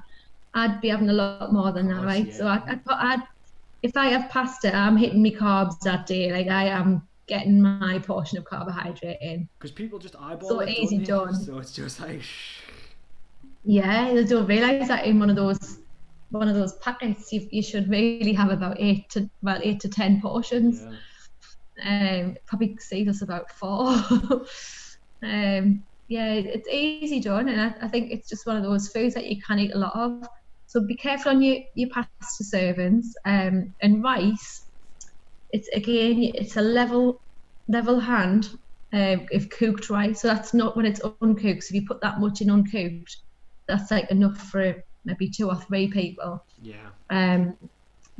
But 1 portion of cooked rice is roughly that. So I'm not saying just have 1 portion, but over the day keep it under 11. Because if you start having too much carbs, this is the type of food that if you don't burn off and you haven't got quite an active lifestyle, then that will then be stored as fat on the body. So you do have to eat the right amount to match the amount of exercise that you're doing every day. Potatoes, if it was quite a big jack of potatoes, so one the size of your hand, that would be maybe 2 or 3 portions. Because that's quite a big potato. But if you use your own hand as your portion size, that's like a good way of doing it. So yeah, potatoes, especially mashed potato, like if you have potatoes in the whole, it looks small, whereas if you mash it up, it just doesn't really seem a lot at all. What else did we have in that group? And porridge as well. So this would be cooked porridge. So again, you might have 2 or 3 of those. If you were having that. So yeah, use your hands as a guide for the carbohydrates. The next level up, we've got vegetables and we've got fruit. Now, it's still carbohydrate, so vegetables and fruit are still carbohydrate. The difference is both vegetables and fruit won't give you the same amount of energy that the starchy carbs would give you, or the complex carbs on the bottom. They would fill you up a lot longer, but they're going to give you a lot more energy. So for example, if you had a bowl of broccoli, all right, or a bowl of green veg compared to a bowl of pasta, your pasta is going to have 5 times the calories, even though the amount's the same and the size of the bowl's the same. The amount of calories that you're going to get from the pasta is going to be way higher than your veg bowl, massively higher. That's important to remember that, because that's a really good point. Yeah, and if you're looking at your food and you're thinking like, well, what's on my plate? If you think about trying to fill quite a bit of your plate with veg and with salad, then you're going to really struggle to go over your calories unless you add loads of creamy sauces and things like that. But if you've got a plate full of pasta and full of rice and a lot of bread and that in there, then yeah, if you just weigh it all up, you're going to probably have too many calories on your plate. So vegetables, again, a serving size would be using the palm of your hand. So it might be like 3 bits of broccoli, if they were quite big bits of broccoli. Could be a handful of peas. Yeah. Might be like a carrot. Yeah, so it says 3 to 5 servings. Now, what I've said to people is don't worry about getting 5 different pieces of veg in your diet every single day, because it's not practical. Some people don't, like they live on their own, they don't live with a lot of people. So I don't expect you to go out and have all this veg that might end up getting chucked away if you don't get through it. Get a couple of pieces of veg and use that up till it's gone. You know, like just make sure that the amount that you eat is your 5 portions. It doesn't have to be 5 separate pieces of veg. What I was saying to people as well is if you go in supermarkets, you can get your bags of frozen veg for £1 as well. So you can get like your bag of broccoli or your bag of sweet corn. And do you know what? They stay so well in the freezer. Literally, I use them all the time, and brilliant. You don't have to, like, obviously because it's a vegetable, you don't have to defrost it or anything. You just whack it straight in the boiling pan. You can put it in the microwave, or you can boil it for like a few minutes. It's done. It's so easy and it's so good. Yeah, I use. You could even steam them. You know, you could even put them in the steamer, and they just don't take as long because they must be like blanched before they're frozen. They must quickly blanch them a little bit before they freeze them up. But frozen veg, if you live on your own, well, I don't even live on my own. I just know it's good to have it in there for like emergency, super healthy meals if I really want to. Just handy. Your fruit. So a portion of fruit would be a serving. So a small banana, maybe 2 plums or 2 tangerines, would be 1 orange, 1 apple. Could be a handful of grapes. So maybe 7 or 8 grapes. That would be like classed as a portion. So again, if you've just got that one like punnet of grapes, measure out a couple of portions. It doesn't have to be all these different fruit or all these different veg. Like just try and get your variety in throughout the week or throughout the fortnight. You know, try not to beat yourself up. Just try and get that in your system so you're getting some vitamins and some nutrients in there. If you've got any questions about anything like that, Anthony was about to mention the steamer. He's got to try and eat more fruit. Mark loves fruit and veg. Good stuff, lads. The next layer up, we've got protein and we've got dairy. Now, protein, as well as meat, right? So as well as a portion of meat, portion of could be chicken, beef, mince, pork, and fish as well. A lot of people forget about fish, but fish is a good source of protein. Yeah. Eggs. If you're vegetarian, you've got tofu, you've got your corn options as well. And I always put nuts in that pyramid section as well, because I think there's a lot of protein in nuts. So a serving of nuts is a handful of nuts. Boom, boom. So that would be in there. So it might be like... When you said 2 plums, I almost said something, but I bit my lip. Every time. So the nuts, like if you have the walnuts, you might get like 3 of them. Brazil nuts, it might be 2 or 3 as a portion, but stop laughing, I'm trying to keep this controlled. Or you might have cashew nuts, right? That might be a few more, that might be more like 8. Yeah. but your portion depends on the size of the nut. That's what that depends on. On the dairy side, so that is, stop laughing, Daniel. The dairy is like milk. So it could be a small glass of milk. So not a pint of milk, but a little bit of milk. Could be a little yogurt.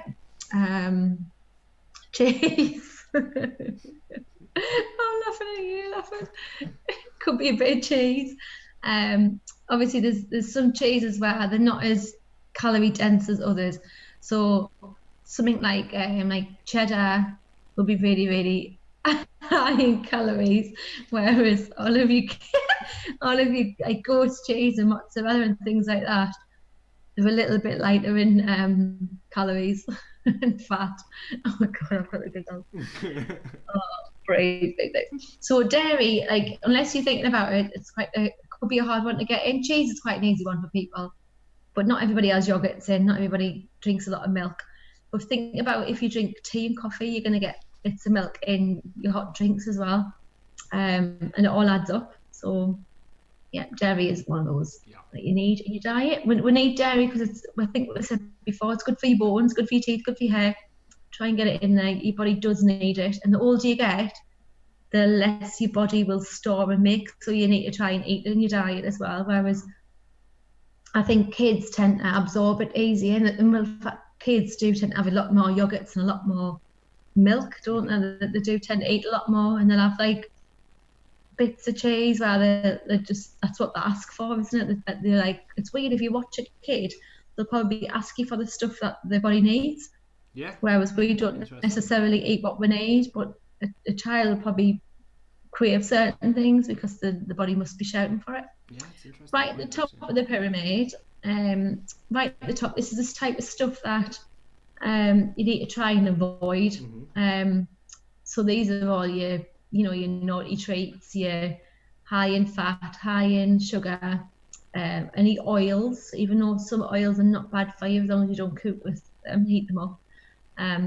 But there's a lot of processed food I would put up in that bit. So if you think about trying to stay on the bottom 3 bits of your pyramid, that would give you a really, really good diet. That would give you a good base. If you go right at the top, then that's mainly your diet, then you're not getting any goodness in your diet. But if you stick with the portion sizes from layer 2, 3, and 4, your body will feel so much better for eating a certain way and eating that way. What I didn't say, sorry, if you go back to the dairy, if you were eating like cheddar cheese, like a hard cheddar, your thumb is a guide of how much is one portion. So if you had just a cheddar cheese, but if you grated like that much on top of like a sandwich or on top of, I don't know what, cheese on toast, that would be a portion, which isn't a lot. It's not a lot at all. It's the size of like a baby bell, like the little, it's like, your little cheeses that are all individually wrapped. They are one portion. So if you're getting a big block and you're just slicing away and you're chopping away, your dairy could be, without realising, like you've really like went over your limit on your dairy for the day. Pizza then. That's like pizzas. So much cheese. It reminded me of something that you said. It's on similar lines. It's where how like if you're so used to eating a certain thing, your body starts to get used to it. So you just like and I think that your body starts to get like something in it where it's like it's used to just having that same thing over and over again. Whereas I know from my own experience, like if I stop drinking like fizzy drinks or something, which is like something I always like, I always like drink fizzy drinks and stuff, which I try to do less and less, but if I don't have them for a long time, after a while like the craving goes away, and then the idea of it actually makes me feel a bit sick. Like I think, I don't really want a fizzy drink at all. And it's like you just realize that it's like it's just because you become so in the habit of drinking them that like that you start to like, I don't know, like think that you like really like them, but if you're away for like a long time, you're like, I don't even want a fizzy drink. It's like, do you know I find that if I've ever been away somewhere and I've had to eat a certain way because of food being limited, like when we went away and we've done these treks and things, we've been a bit limited in the tents what we can eat, but you just eat for fuel. You eat because you're eating to survive, really. You've just got it. That's your meal. That is what you kind of be fussy when you're on these trips, and that's the only food that the porters have brought for the whole week. Like that is what you have to eat. You do get used to eating better, and then when you come back, you're right. You just don't crave it. You want to like maybe recreate some of the stuff that you've had previously because your body's then adapted to it. You told me something really interesting as well about like especially for young kids, if they start to eat bad food, like they make like their body creates fat cells like at a young age. Oh, you remember that? Yeah, I remember that, right? So yeah, so I think it's between the ages of 2 and 7. Yeah. If a child's fed a really, really bad diet, the fat cells on a child. So when a baby's born, the fat cells are a different type of fat. It's called I think we call it brown fat. It's like a different type of fat. And a baby, if you've noticed, doesn't shiver. Like a baby won't shiver, but like a toddler might, someone a little bit older, but a baby doesn't shiver because it's a different type of fat that's protecting the baby. So that's how your fat cells start. And then as you get a little bit older, so between the ages of 2 and 7, your fat cells are starting to be created and developed, which will stay with you in adulthood.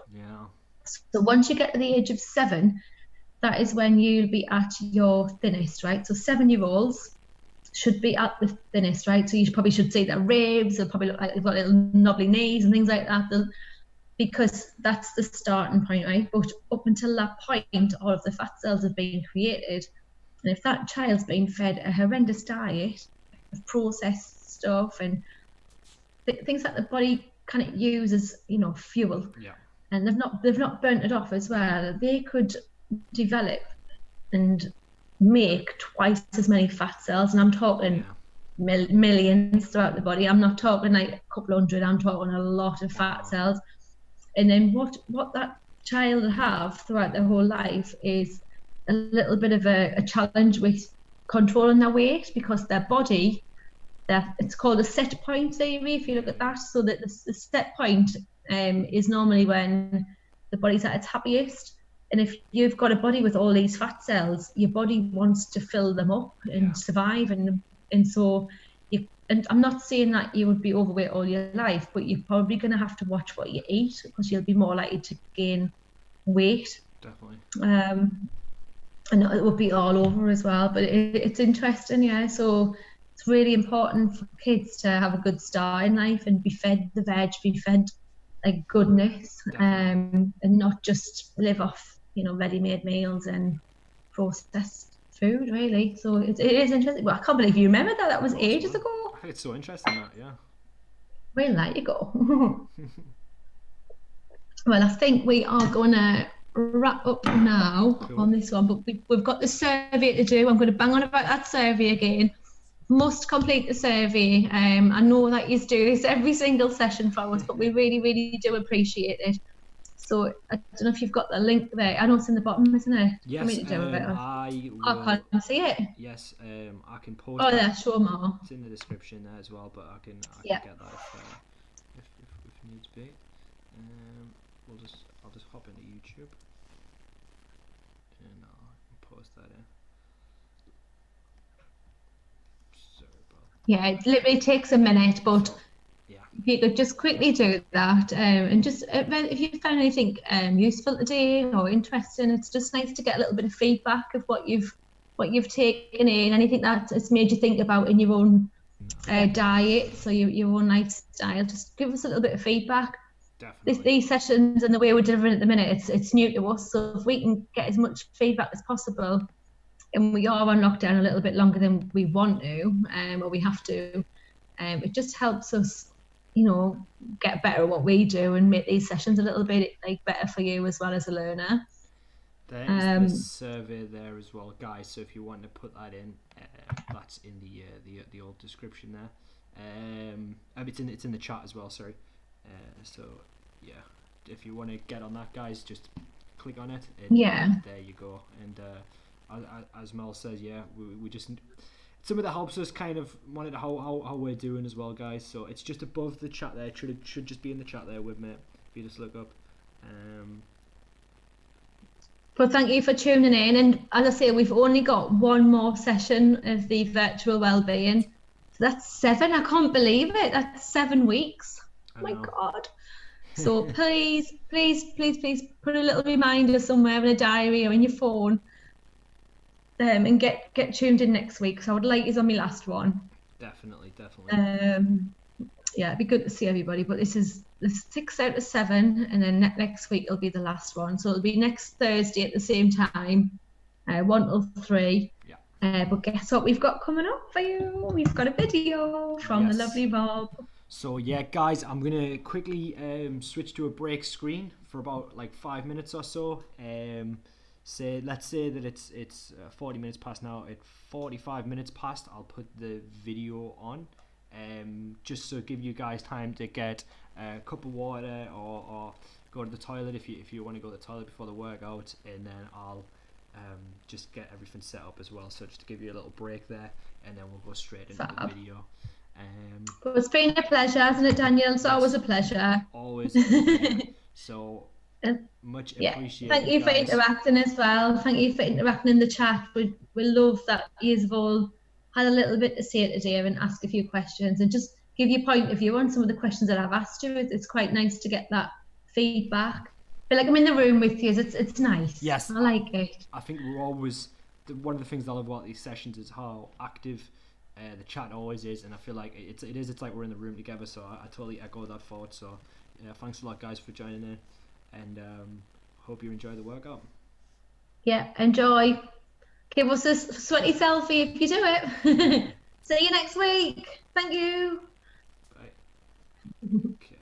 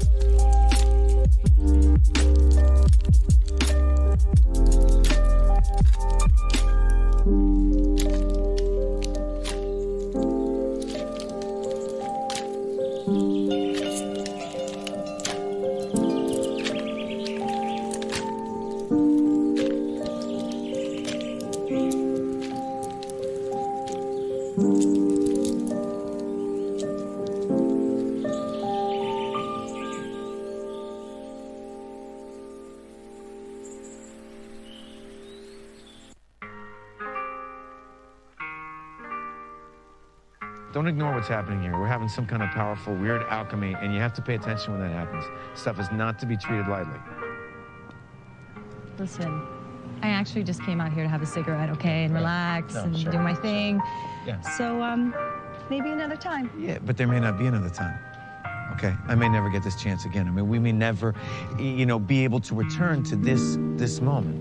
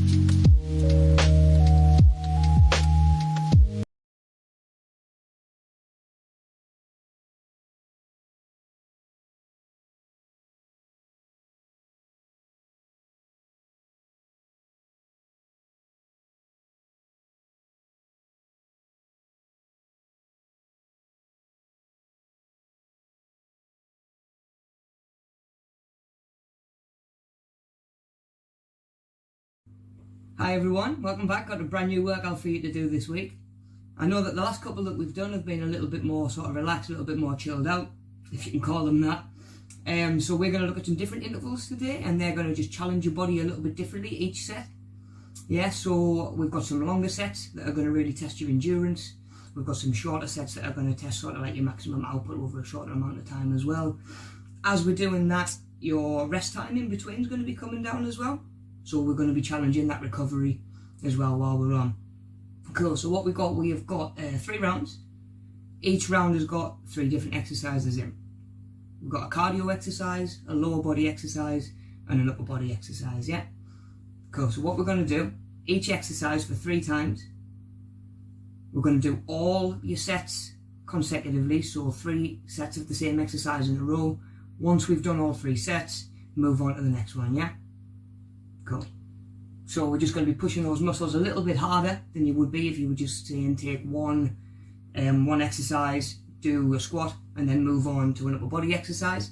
Yeah, your legs are then getting a rest. We're going to be staying on them, making sure that they're working a few sets in a row and really target those muscles and tire them out, yeah? Right. Cool. So, as we do before we get started, we'll jump in, we'll do a little bit of a warm-up, and then we'll just take a bit of time to look through all of our exercises.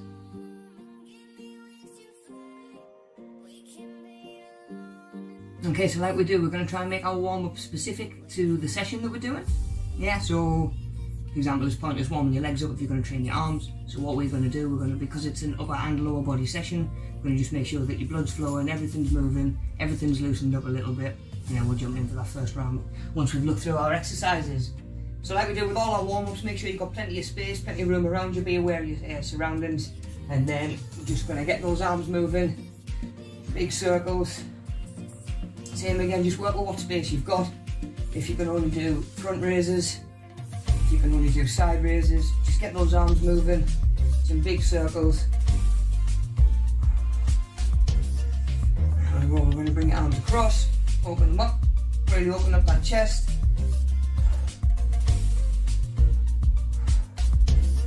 There we go, pull those shoulders back. There we go, even alternate which arm comes across the top. There we go, we're going to stay in that position, just throw some twists in side to side. So you're trying to keep your hips square facing forward, rather than twisting with you as you come round, yeah? Just twisting at the waist, keep your feet planted.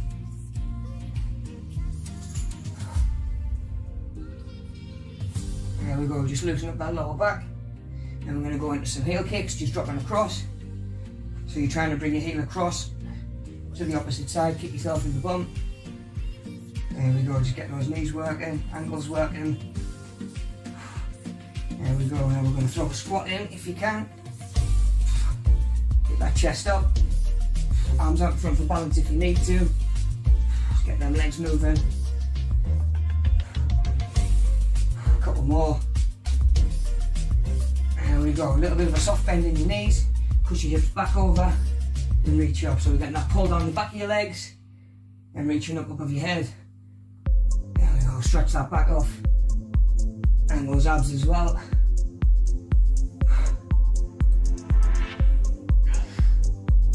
And then just make sure that heart rate's nice and elevated.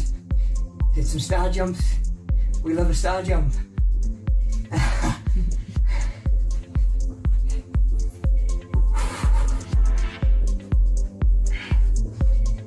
There we go, heart rate's coming up nicely. I reckon that'll about do our warm-up.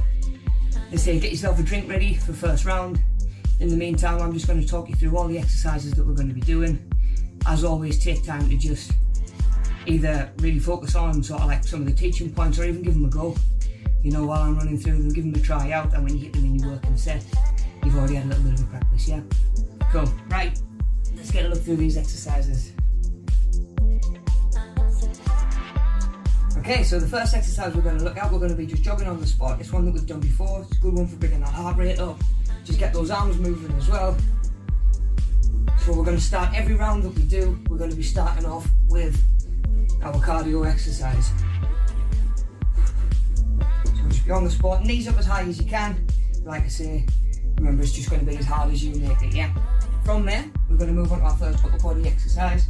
Come into walkouts, so palms flat on the floor. Legs as straight as you can get them, and we're walking out into a plank position and coming back out, yeah? Make sure you don't come out too far that your hips are wanting to drop. Keep that strain off your lower back. Just take your time, yeah? So we're always working for time. We're not rushing to get 20 reps in. It's just what you make of it, yeah? From there, onto our first lower body exercise, we're going to go lateral lunges, side to side. Make sure you've got plenty of space. Same again, one that we've done before. Keep alternating from side to side with each one, and then driving back to that starting position. Yeah, so that's our first round. Second round, 3 new exercises. We're going to start off with cardio again. We're going to be mountain climbers. So it's nice and quick, on your toes, in that plank position. Same again, we're trying to get that heart rate back up after we've had a rest. Yeah. Any problems with that, slow them down. Just take your time. From there, we're going to come into a press-up variation. We're going to throw a little bit of a pike in there as well. So what we're doing, we're driving your hips straight up towards the ceiling. So as you come up, normal press, get your hands where they feel strongest. Push, hips up, back down to start. Yeah, drive all the way up, nice and explosive. Bring them shoulders in a little bit as well. Any issues with those, we can always go regular plank, press up, or we can go with a box press up as well. Shorten that lever length and make things a little bit more manageable. Cool, finishing up our second round is going to be a jump squat. Getting down nice and low, just trying to get it up off the floor. Not trying to get so high that we're coming down causing a load of impact. We want to keep those heels down as well. There we go, same again. The issue is just going into a regular squat. Come down as low as is comfortable. Second round done. So our third round and our last one, going to start off with burpees. It's been a while. So just to refresh, we're down, out, in, and up. Same again, just be aware of anything above your head. Down, out, in, and a little jump. Yeah. Our lower body one, we're going to go with a squat straight into a high knee. So squat, drive that knee up and across if you can, yeah? Just come straight up if you need to, but by bringing it up and across as well, just get those lower abs engaged as well, yeah? For our last exercise, bit of a tricky one, we're going to go with an alternating plank. So we're going to start in a plank on your elbows, and then we're going to alternate side to side. So we're going to start this side, come into centre, hold for a second, shuffle over onto the other side. So we're alternating from side plank, through to side plank, through a regular plank. Any issues with that, just hold regular plank. We can always come onto palms as well if that's more comfortable, and just do the same. Cool, so there's our 9 exercises for today. Let's get this first round done.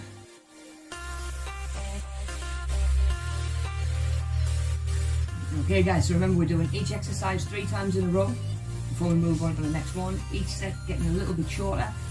Your rest time is going to be half as long as the set that you've just done, yeah? So our 3 sets, 40 seconds on, rest 20, 30 seconds on, rest 15, 20 seconds on, rest for 10. That's our 3 sets, and we'll be moving on to that next exercise, yeah? So remember, this round, only 3 exercises. We're just going to hit them as hard as we can, 3 sets in a row, and just push out endurance and recovery. So, first one, 40 seconds, we're going to be just jogging on the spot. Let's get you moving. There we go, just same again, plenty of space. Getting those knees up. So same again, your first set's going to be your longest.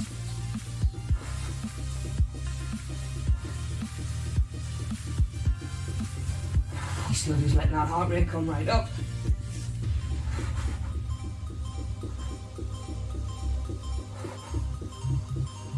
Seconds.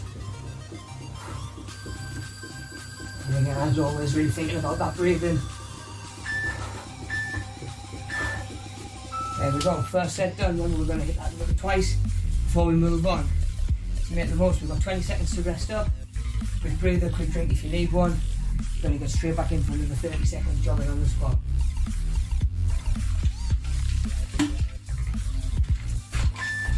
Let's go. Second set. Back at it. Same again, so with each set, we'll be getting a little bit more familiar with the exercise, be able to push that a little bit harder.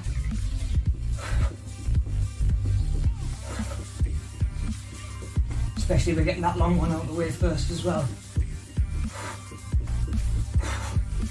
Nearly there.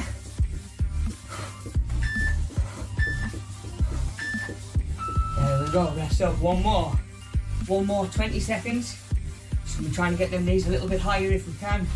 That third set of each exercise is always shortest, so try and push the hardest there if you can. Last one, 20 seconds on the spot. Get those knees moving. Last one, so see we again, push that a little bit harder. Last set of each exercise. 10 seconds.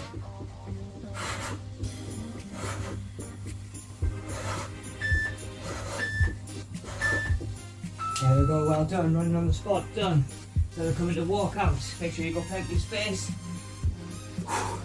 Little bit of a bend in your knees. Come out, walk out into plank and walk it back in. Yeah? Then get a little bit of your pull down the back of your legs. And shoulders are obviously working as well. Keeping those knees relatively straight but not locked. So there we go, you don't have to rush through these. Take your time. Any trouble with them, come into hot hands. Yeah, just into a plank, tap them shoulders, and you're still going to get that shoulder joint moving. There we go, squeeze one more in. There we go, same again, rest up for 20 seconds. We get the longest rest after our first set. 2 more than to do.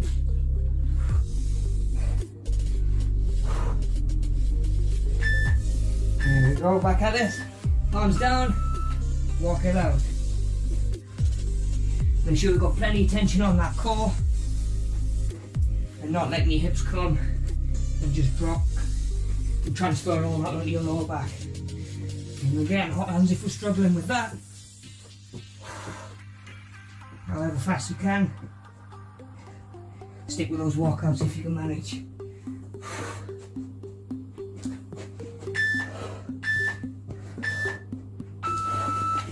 There we go, 2 down, 1 more then to do. 1 more exercise and this first round's done. Flying through it. And again you'll feel it doesn't take much to get that heart rate up. You start stringing a few exercises together. Last one, a walkout. 20 seconds, remember, never compromise your form or your technique.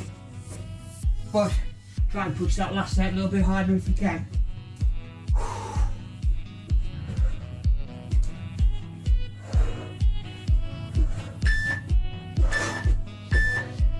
There we go, second exercise done. Finish up this first round with some lateral lunges, side to side. 3 sets. Let's get this longest one out of the way with some cross, press, and swap.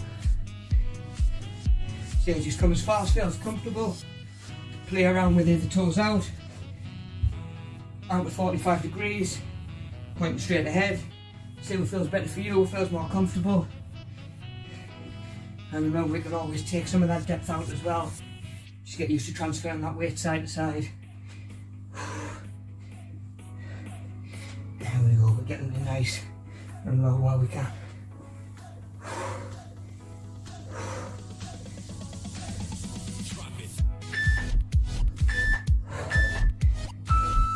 There we go, 2 to go, long set out of the way with. 2 more on legs. First round will be done.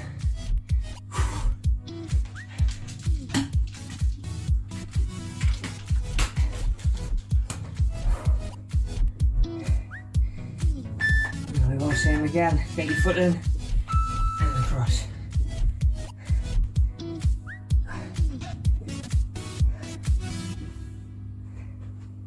As always, nice deep breaths. We're using a lot of oxygen. We need to keep it coming in, moving around that body.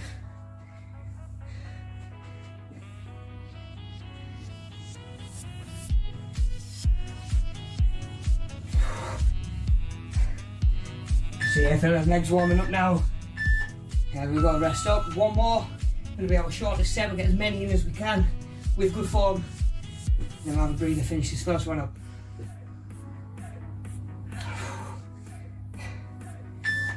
Guys, last one. There we go. Okay, keep that chest up.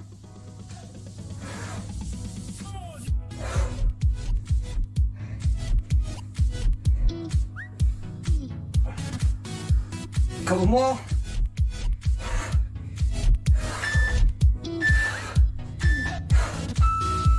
There we go, we've got a minute to rest up.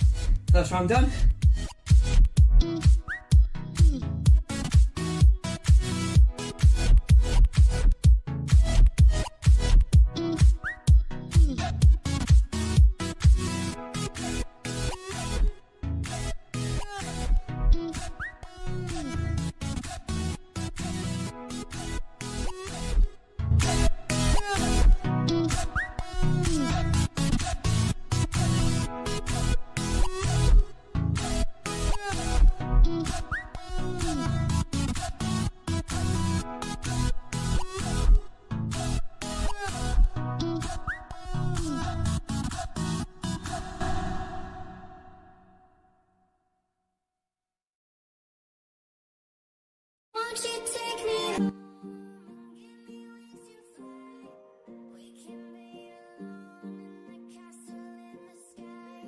Okay guys, so second round we're going to stick with the same format. All we're doing, changing up our 3 exercises. So we're going to lower mountain climbers, squat jumps and a pike press up as well, yeah? So obviously I'll be running through them when we get to them. 40 seconds with our mountain climbers to start off.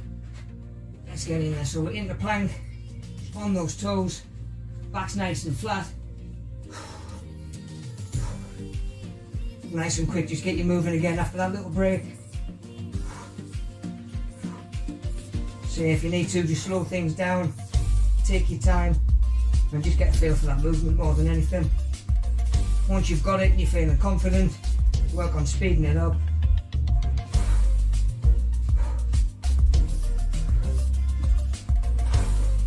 Go last few seconds, driving those knees right forward. There we go, definitely pace to come up, and off your wrists while we're resting. Move them around a little bit. We've got 20 seconds again to rest up. 2 more sets of those. And there we go. If we need to, we can come off onto those elbows, leave those wrists alone. So we're back into climbers. Nice and quick.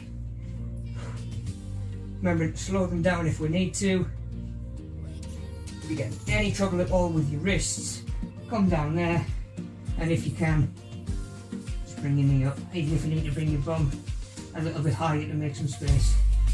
Yeah, we're just going to stick with those climbers. Always deep breaths when we're doing cardio. There we go, one more to do. Always deep breaths when we're doing anything, to be honest. And one more.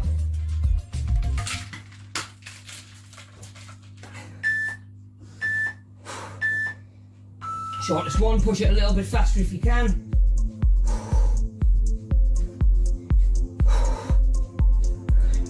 Same again, just as fast as you can manage, or as slow as you need to be. Nearly there.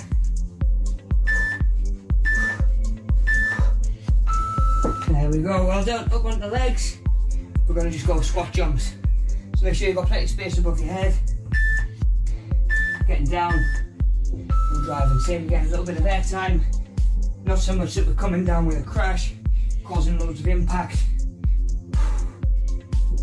Just try and get a bit of a rhythm going. By all means, get to the bottom, take a second, set yourself up for that next one. You're better off getting nice and low and driving from there, even if it takes longer, and just doing little hip bursts at the top. Nice and low if you can, really bring them quads in. And those glutes as well, of course. Nearly there.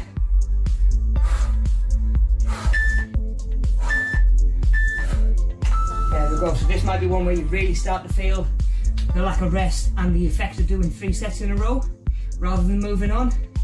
So our quads are a big muscle. They're bringing up a lot of lactic acid at the minute. If your body's not used to clearing it out, that's why it's going to start to burn through these next couple. Same again, give it what you can.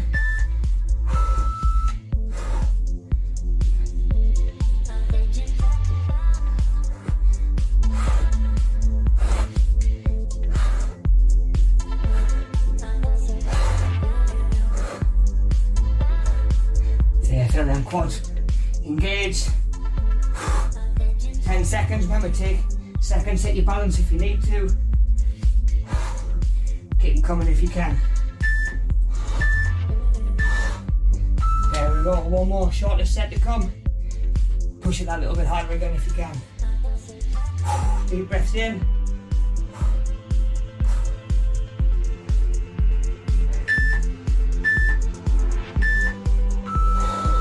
There we go, 20 seconds to finish up. Keep that chest up, weights in your heels. Knees pointing out, we don't want them buckling towards each other. Last couple. There we go. Second one done. Third and last exercise of this round, pike press ups. Take your time. Lay yourself flat on every single one. Set yourself and press. Hips up towards ceiling. Legs nice and straight. So you're pushing up and back over. Bring the front of those shoulders into play as well. Even if you need a little breather after each one, before you get back in there for that next rep. Nice and controlled on the way back down. You don't just want to flop. Gotta make your chest work.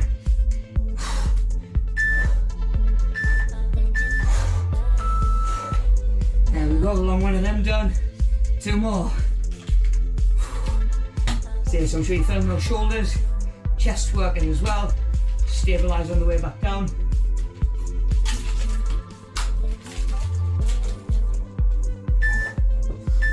Nearly there.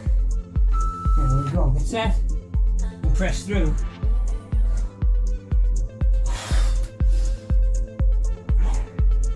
Like I was saying, if we need to, we can always come into a regular press up, a box press up, one on your knees.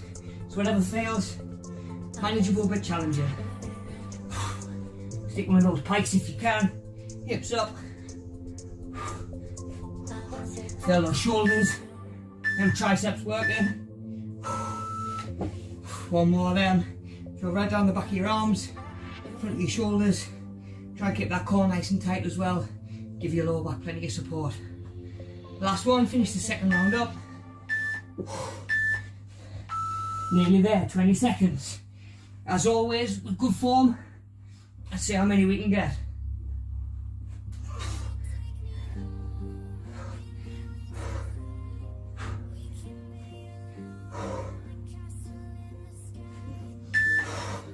Last one.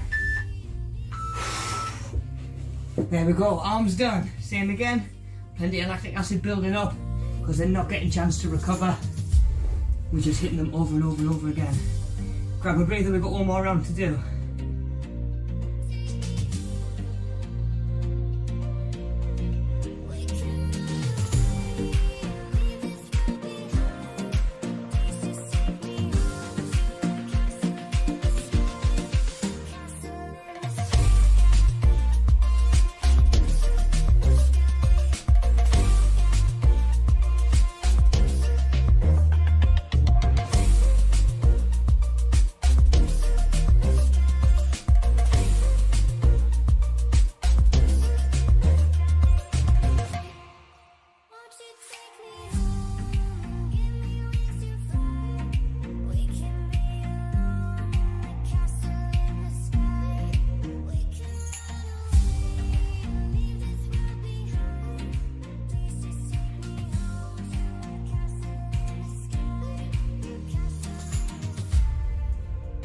Okay guys, so we've got one left to finish us off. Same again, sticking with the same format, the same times, to change our 3 exercises round. So we're going to be burpees to start us off. Like always, a little bit of cardio, get us moving again after that break. Make sure you've got plenty of space, and then we're down, out, in, and up. Take your time, break it down while you're getting used to the movement. Once you've got it, try chucking a few together. Really bringing that heart rate up.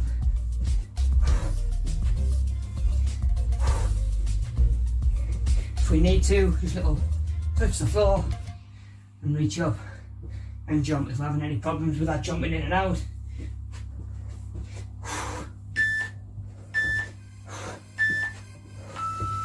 There we go, music to my ears. Long set of burpees done, out the way with. 2 more, a little bit shorter every time. Got 30 seconds to do, 1 set of 20, then head out the way with nice and early in this last one. There we go, we're down, out, in, and up. If you are jumping in and out, keep those abs engaged, keep all that strain off your lower back. You don't want to be out of there. Keep them nice and tight.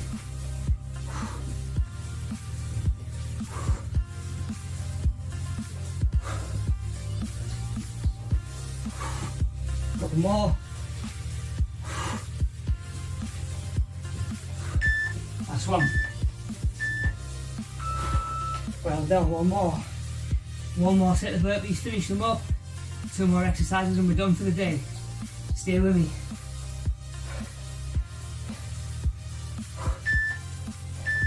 Last set of burpees, 20 seconds.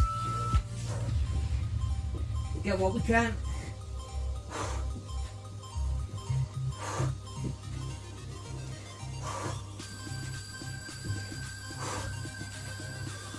Last few seconds, couple more.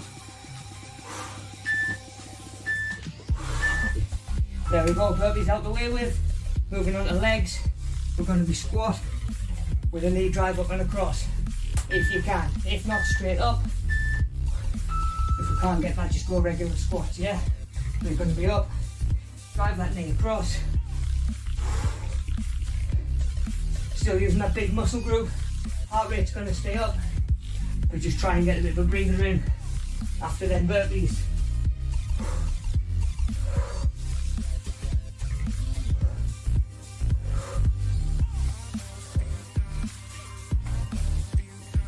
Nice and low on your squat, or as low as you can, comfortably.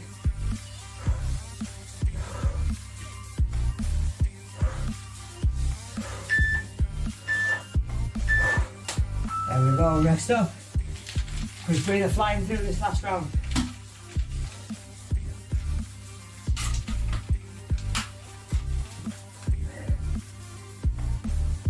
Deep breaths. Definitely feeling that step up from last week. I miss stretching. There we go, so it's it. Knee up and across.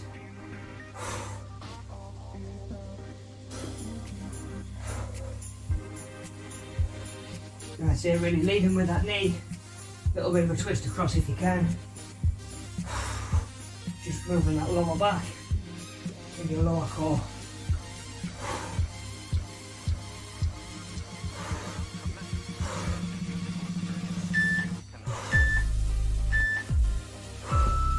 There we go, one more in to do.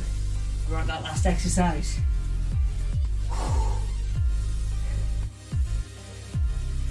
Here we go, get that foundation, get your platform. 20 seconds, nice low squats. Into high knees, up and across.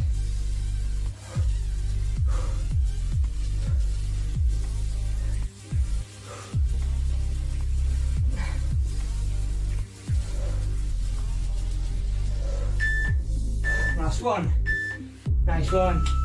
Gives us one more exercise to do. Get some deep breaths in before this one. It's a lot of tension, so we're going to be alternating planks. Into plank, you're going to come up this side, nice and controlled, hold for a second, come back to start, through onto the other side. You can either rotate and split your feet, you can stack your feet, whatever feels more natural. Just keep them hips up, cores engaged, especially as you're rotating round. Really going to feel those shoulders working. Keep that palm right under your shoulder.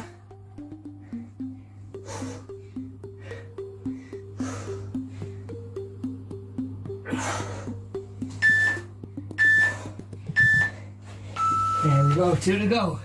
So because we're moving through so many different ranges there, we're hitting so many different muscle fibres in the shoulder. Rather than just a raise, front or side, we're actually rotating, and we're going to recruit that shoulder joint a lot harder. So we've got 2 to go, deep breaths. 2 more. Remember, if you want to go elbows, you can. If you want to go palms, you can. Just make sure that tension's on your core.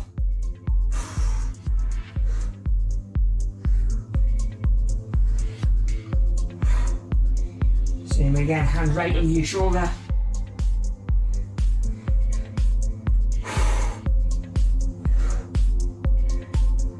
So we'll go with upper body and your shoulders working. See, that core's going to be working to stabilise as well. Nice, last one. 20 seconds. Make this last one count. As much tension on that abs as you can. Last one. Remember, go elbows if you need to come off your wrists. Just make sure your elbows underneath your shoulders for balance.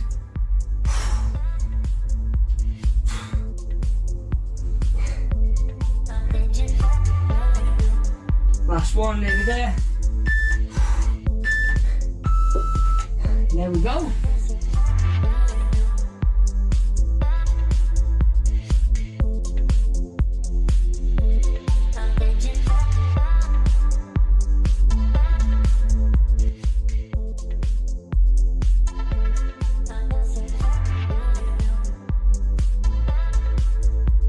Oh, well done. So, nice to be a little bit more back to normal and bringing that pace up a little bit after the last couple of weeks. I'm sure you've probably felt the change as well yourself.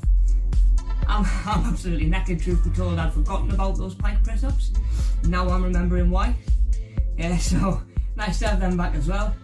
I'm hoping everyone really sort of can feel a little bit of a difference between the length in sets and sort of how they're challenging you, how you're asking your body to work, how sometimes you're asking it to go now, hard, quick, as fast as you can.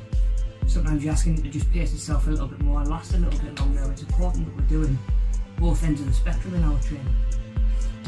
I hope everyone's safe, looking after themselves, staying well, and I hope everyone who's lucky enough to be on those order deliveries is enjoying them. I'm absolutely gutted because I live too far away to get brownies sent to me in the post. Enjoy. Like I say, I hope everyone's taking care. Stay safe and I'll see you next week.